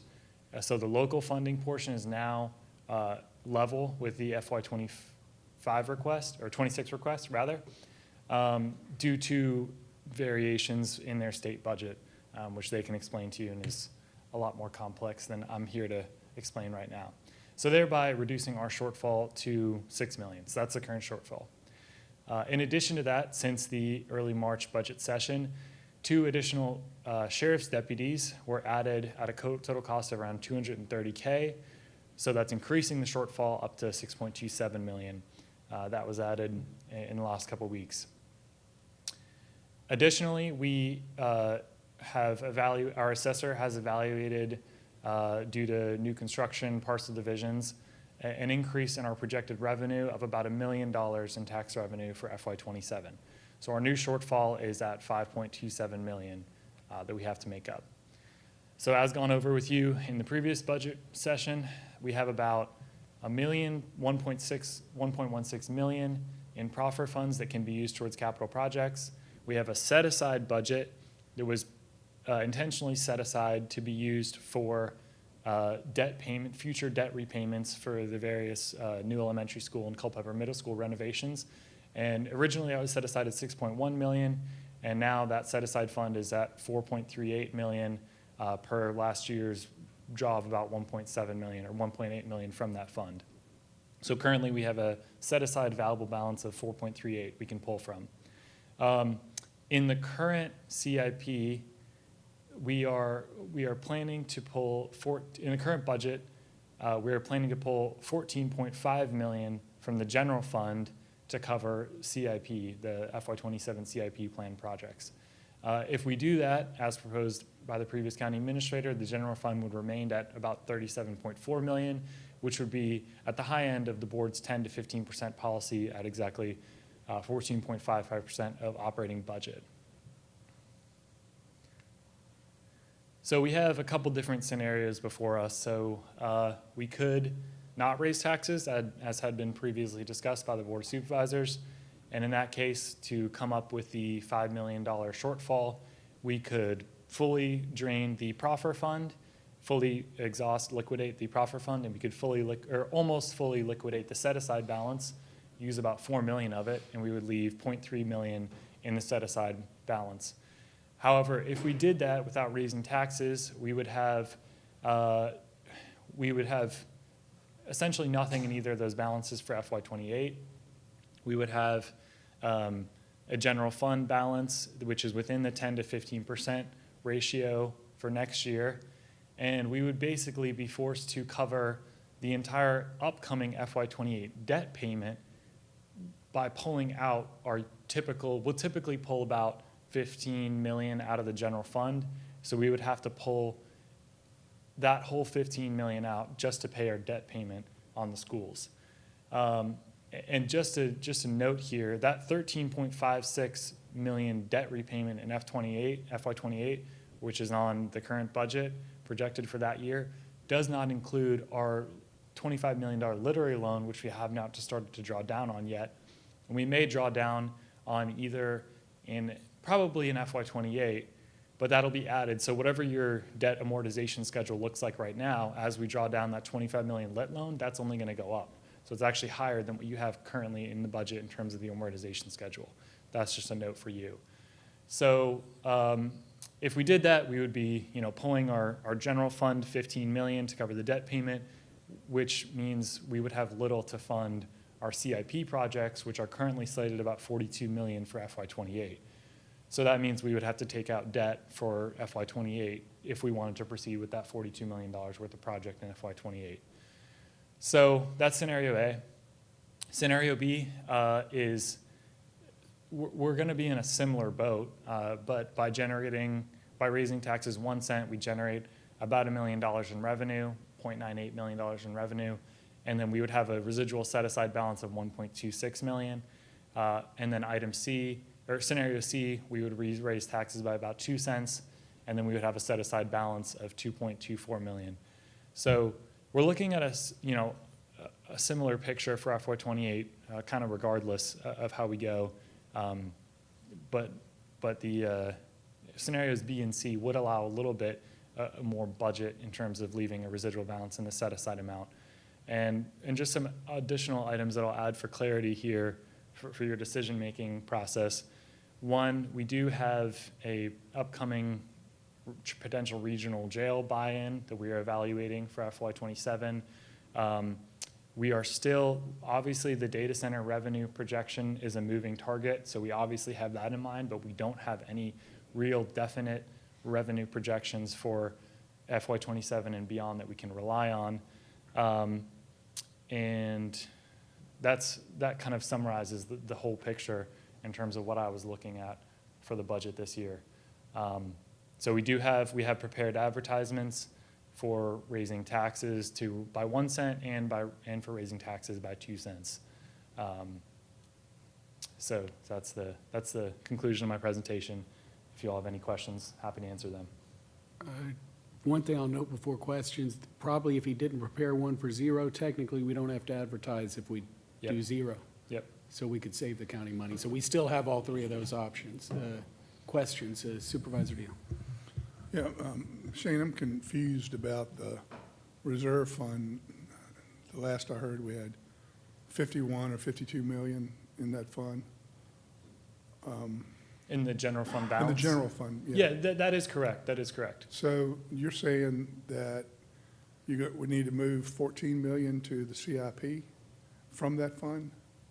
For FY28, sorry, for this year, we are pulling about 14 million from the general fund balance to cover CIP projects. And that's our typical process is we'll pull whatever is in excess that the board deems appropriate above that 15% threshold. We will pull out of the general fund balance to fund capital improvement projects or priorities of the county. But I defer to Valerie on any further questions. So that's our typical process for capital, is to fund it out of the fund balance for one-time capital expenditures, and the bond raters look very favorably upon that. So that's going to reduce it $14 million. That's correct, yes, sir. But you're still at the 14.55%. The 10 to 15% calculation is based on your operating budget. So we take the total budget, subtract out the capital, apply that 10 to 15% calculation, and that's at 37 million is what you need. So you're that much above. And what is the 12 to 15% mark? The 10 to 15% is your policy for keeping. Right, I know that. And it's, I believe it's about 37 million is the 10 to 15% mark. So we don't have any money we can pull out of the general fund then to go toward the 5 million?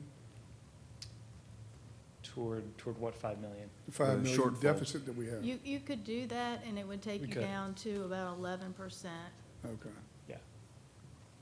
That is, I guess, another scenario is you could leave the set aside in the proffer fund and you could just pull from the general fund balance, and you would still be within that 10 to 15% policy threshold, but you'd be on the lower end of that 10 to 15%. So, well, I'm sorry. Supervisor Bates, if you don't. Well, two things. One, I'm looking at the set-aside funds, so we would be depleting, it'd be 4.338 is what's left in set-aside funds. We'd be pulling Correct. all of that money out? No. Well, in scenario A, where we don't raise taxes, we would pull 4 million out, leaving a residual balance of about 0.3 So million. C, we would be leaving 2.24 of the set-aside? Yes. Okay. Yes.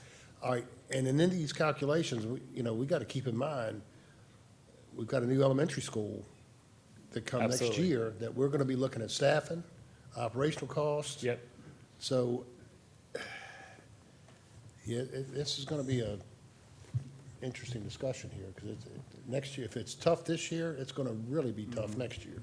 And that's what I wanted to highlight in terms of, it's our typical practice to pull about roughly 15 million out of general fund to cover CIP capital projects, but it's not our typical process to cover debt payments out of that general fund. Would that be accurate to say, Valerie?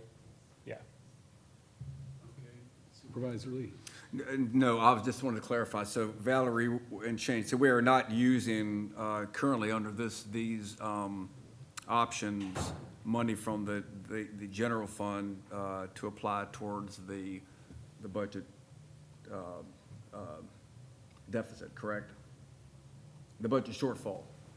Depends on what option you pick. Okay. But, right. Well, not in this fiscal year, yeah. Even under option A, you would still be pulling Right.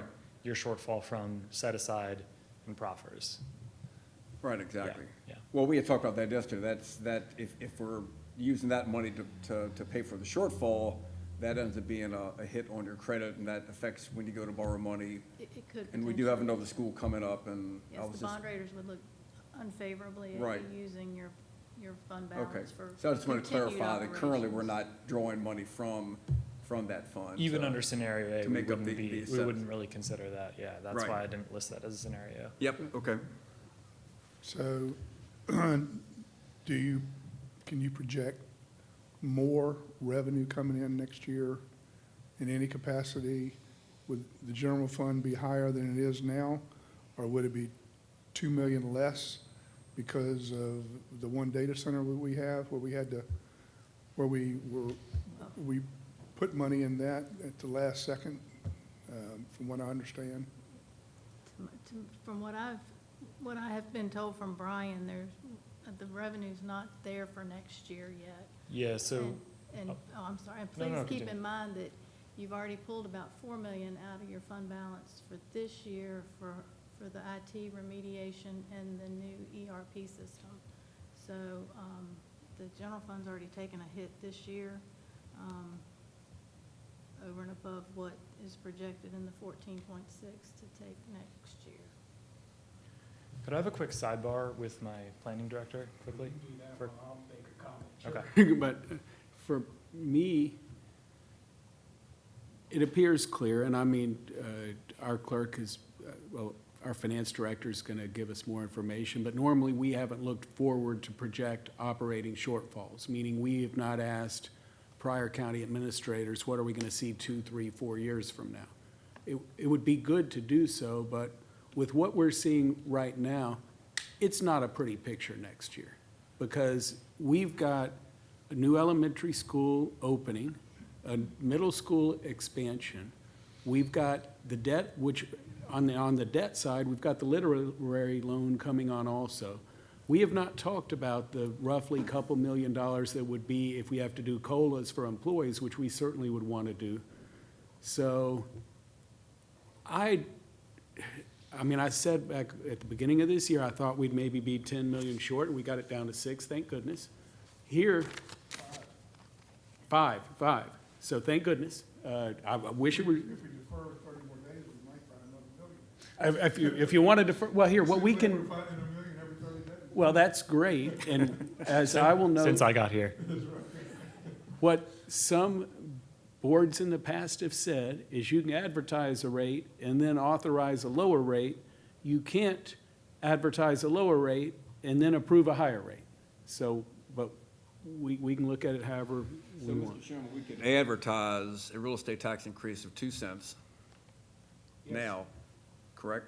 We could. And then later on, come back and have our discussions if we find out that our that our we financial find fiscal another situation million. is a little more favorable, correct? Because it appears to me that with everything coming down the pike, looking ahead, the regional jail buy-in, the new school staffing, all the things that you mentioned, along with trying to improve raises for our employees, in particular our school employees. Personally, I feel like we have to at least start at this point at the 2-cent tax increase. And I'll be happy to make that a motion. Are we making motions Well, for that today? Just remember, when I came on the board 10 years ago, it was 85 cents was our tax rate. Now we're at 43 cents. So, it's fluctuated between 85 and 43. I think 43 is the lowest we've ever been, I believe, right, Tom?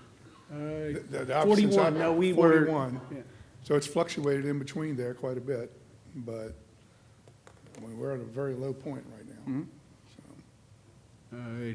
But I just want to clarify, were you making a motion to advertise the budget Yes, and sir. the tax rate? I will make that motion to advertise our fiscal year 27 budget tax rate at, with the tax, I'm sorry, with real estate tax increase of 2 cents for the upcoming fiscal year, And fiscal year all other 27. rates flat? Because we have to technically advertise them, yeah. Well, in the absence of any other information, I will say all other tax rates are flat. Yes, sir. Okay. Do we have a second in discussion? Discussion. Mr. Chairman? Well, first we need a second. go, We sorry, can't sorry. discuss without a second. Well, a second for discussion. Okay, great. Okay. All right. So that was a 2-cent, an advertised 2-cent increase? Yes, sir. Okay. At the last month's meeting, I said if there are funds still available out there, I wouldn't ask more of the taxpayer. And that's where I still stand. I'm still not for a tax increase, and I won't support a tax increase at this time. Any further discussing? Supervisor Brown, do you have any discussion you would like to add? I'm inclined to agree with Supervisor Payne on that. I am not one that feels that we should burden the taxpayers more now with a tax increase. I do realistically understand what we have before us and what is coming down the pike to us. And unfortunately, we can't control that. That's been set before we got here.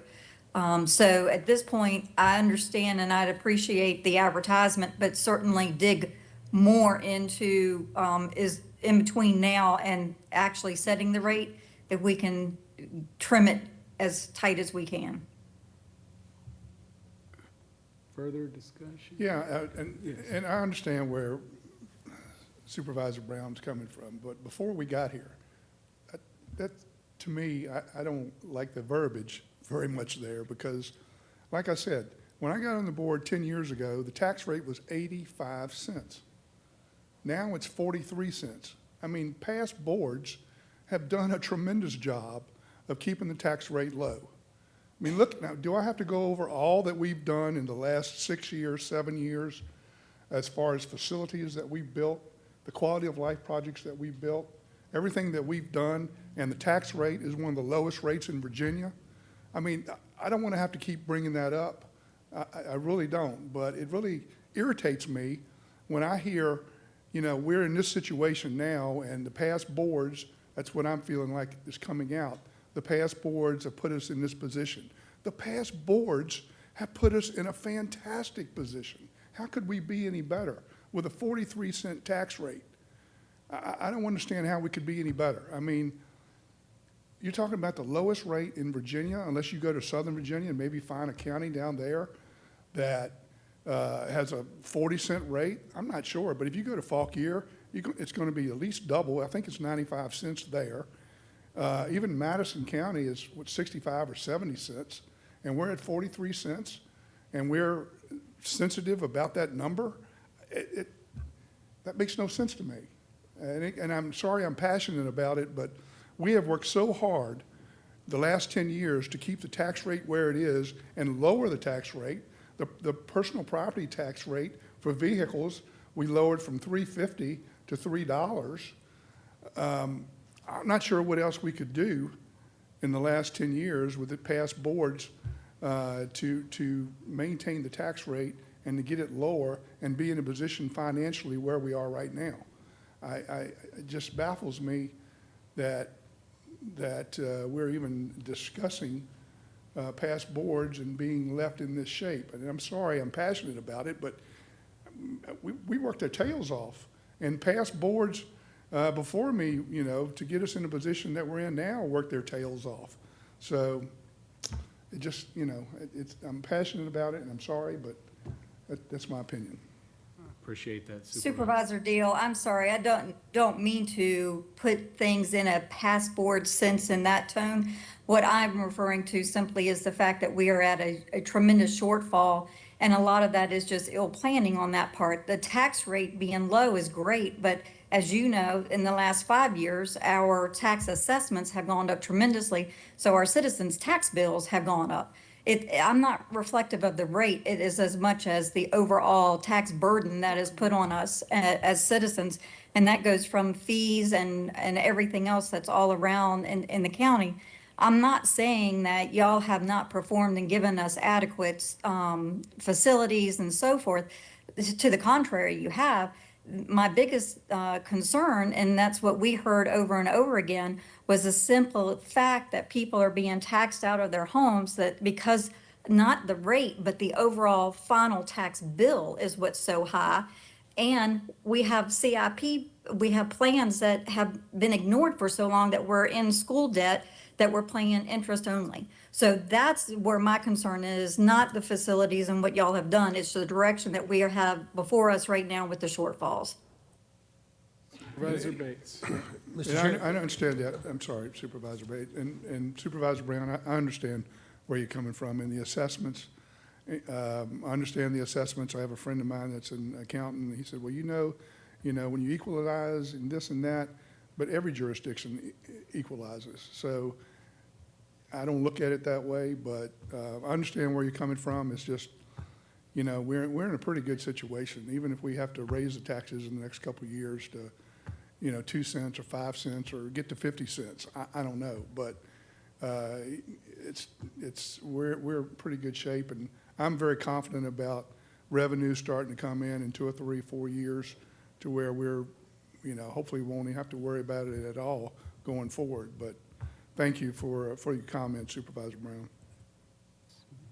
Supervisor Bates. Well, to Gary's point, as I said earlier, you know, if we don't start focusing on slowing this growth down, this is going to be a problem that's going to grow exponentially, because I don't think there's one person on this board that can disagree with the fact that for every dollar that we take in residential real estate tax, we're spending upwards of $1.25 to $1.30 in services. Well, that's not a very good business model.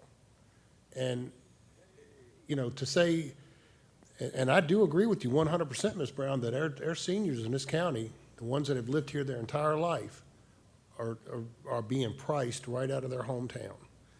And I don't think there's anybody on this board that has a control over someone who sells a townhouse in Northern Virginia for $1 million, and they come to Culpeper and they buy a farmette or whatever, a house on 5 or 10 acres for $600,000-$700,000, pocketing $300,000. I don't know how you go about stopping that. But when you ask them, hey, what drove you, what brought you to Culpeper? Well, the first thing they say, well, it's a beautiful little town. You've got everything. You've got the shopping and the dining and the farmland and Blue Ridge Mountains. And, oh, that tax rate you got, too, that's the lowest one around. So it's a double-edged sword, keeping this tax rate down. And it's like I said, the problems are going to increase exponentially until we start looking at the root cause of where we are when it comes to this growth. So, thank you. Further discussion? From my standpoint, this is my 12th vote to advertise the tax rate. 5 of them a while ago, and then with Supervisor Deal and Supervisor Bates, this is our 7th. Or no, more for Supervisor Deal. He's got 2 more on that. Supervisor Bates and I, this is 7th. I have not voted to advertise the higher alternative. I've been low for 11 out of 11. I'm going to be different this time.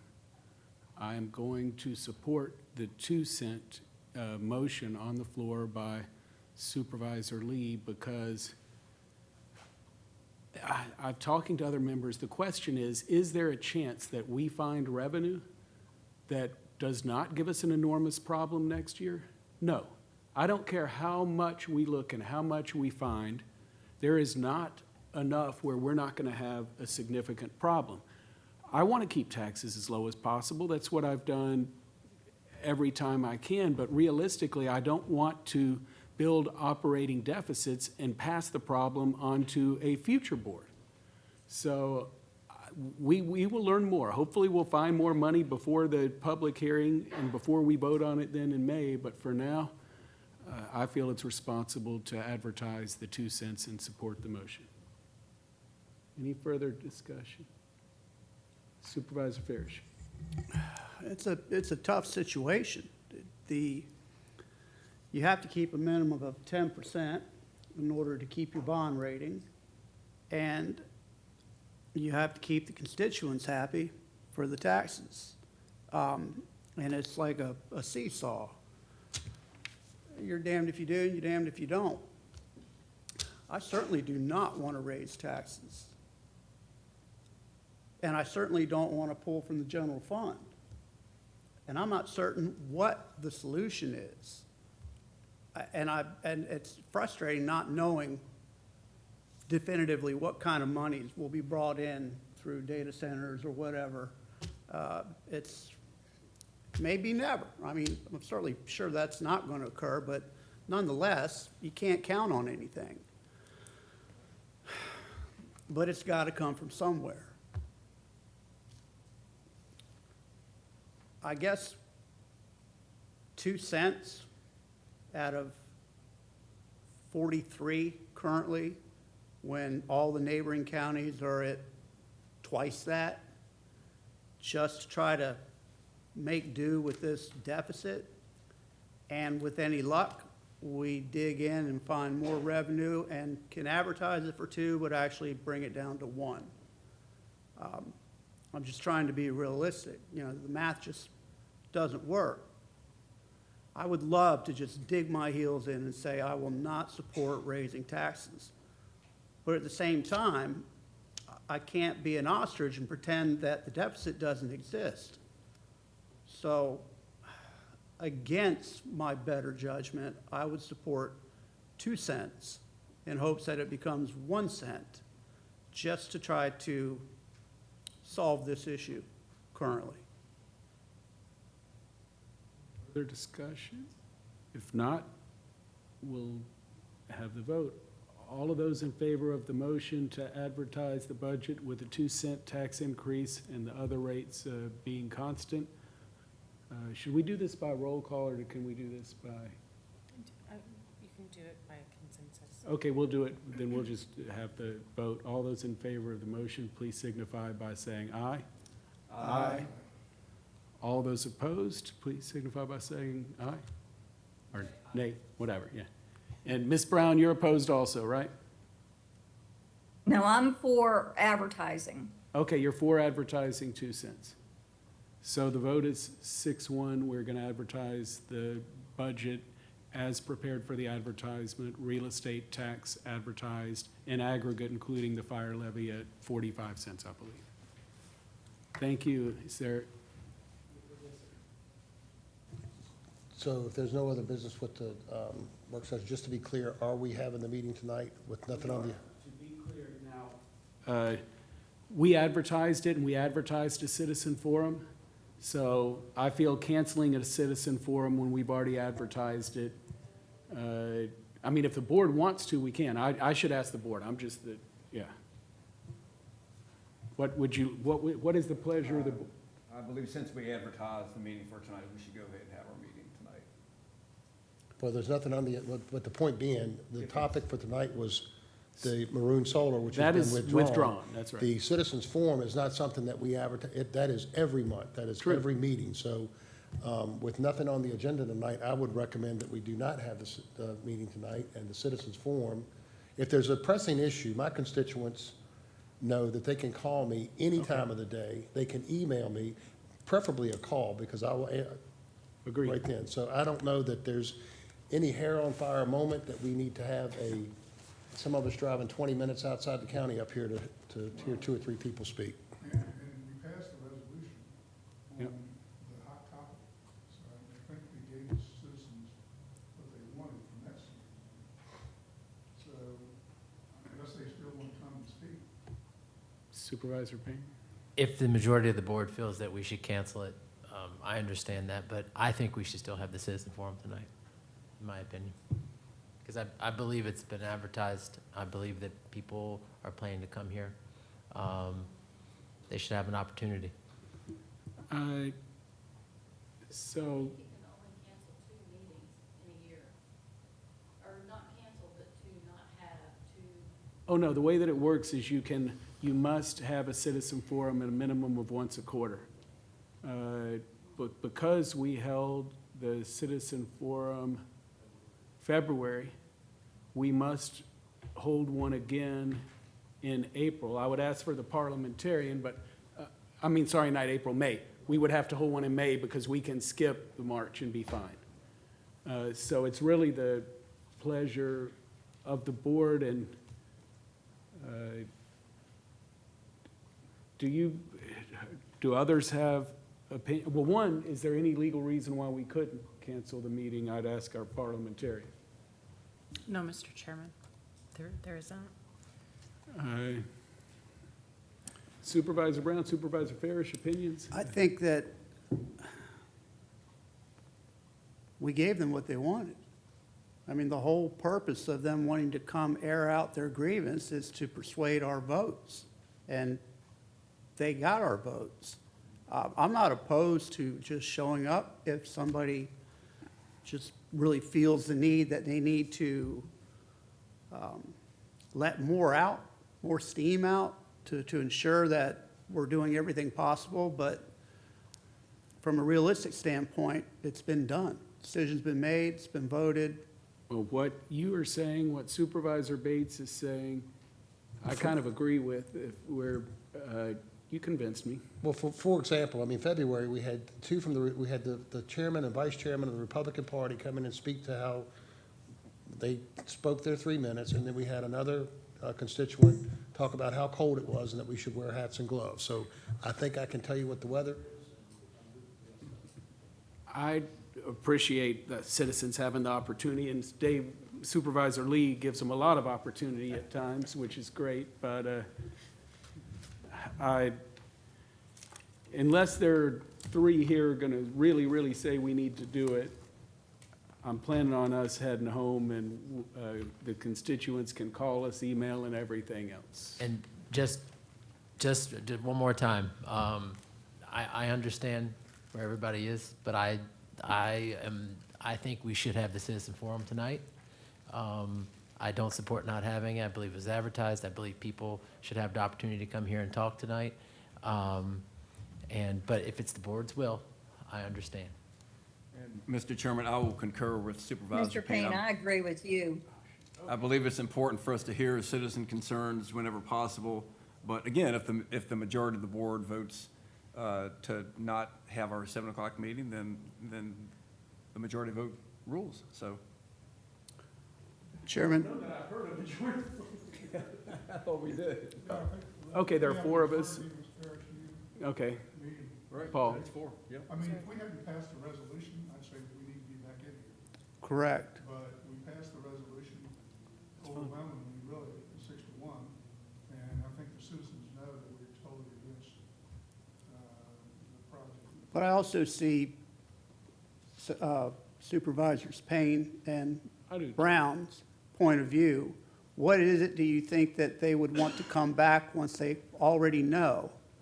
And they showed up, what do you think that they would want to discuss? I mean, it's a citizen forum. That's monthly. That just gives the citizens their opportunity to come out and speak to anything they'd like to speak to. And I know when it's advertised, I know people will be looking to come. And I know they're disappointed when they don't have the opportunity. Many have reached out to me. So to me, it's not about one particular topic. It's about keeping it open for everyone to come out and speak, whether that is a power line or something else that there's an issue with in the county. So, but I understand if there's a majority here that disagrees. Well, in that respect, I would agree with you. I've got no problem showing up because I didn't consider other views other than this power line issue. I would much rather be home drinking a beer. Well, that's 4 that are saying we're going to have it.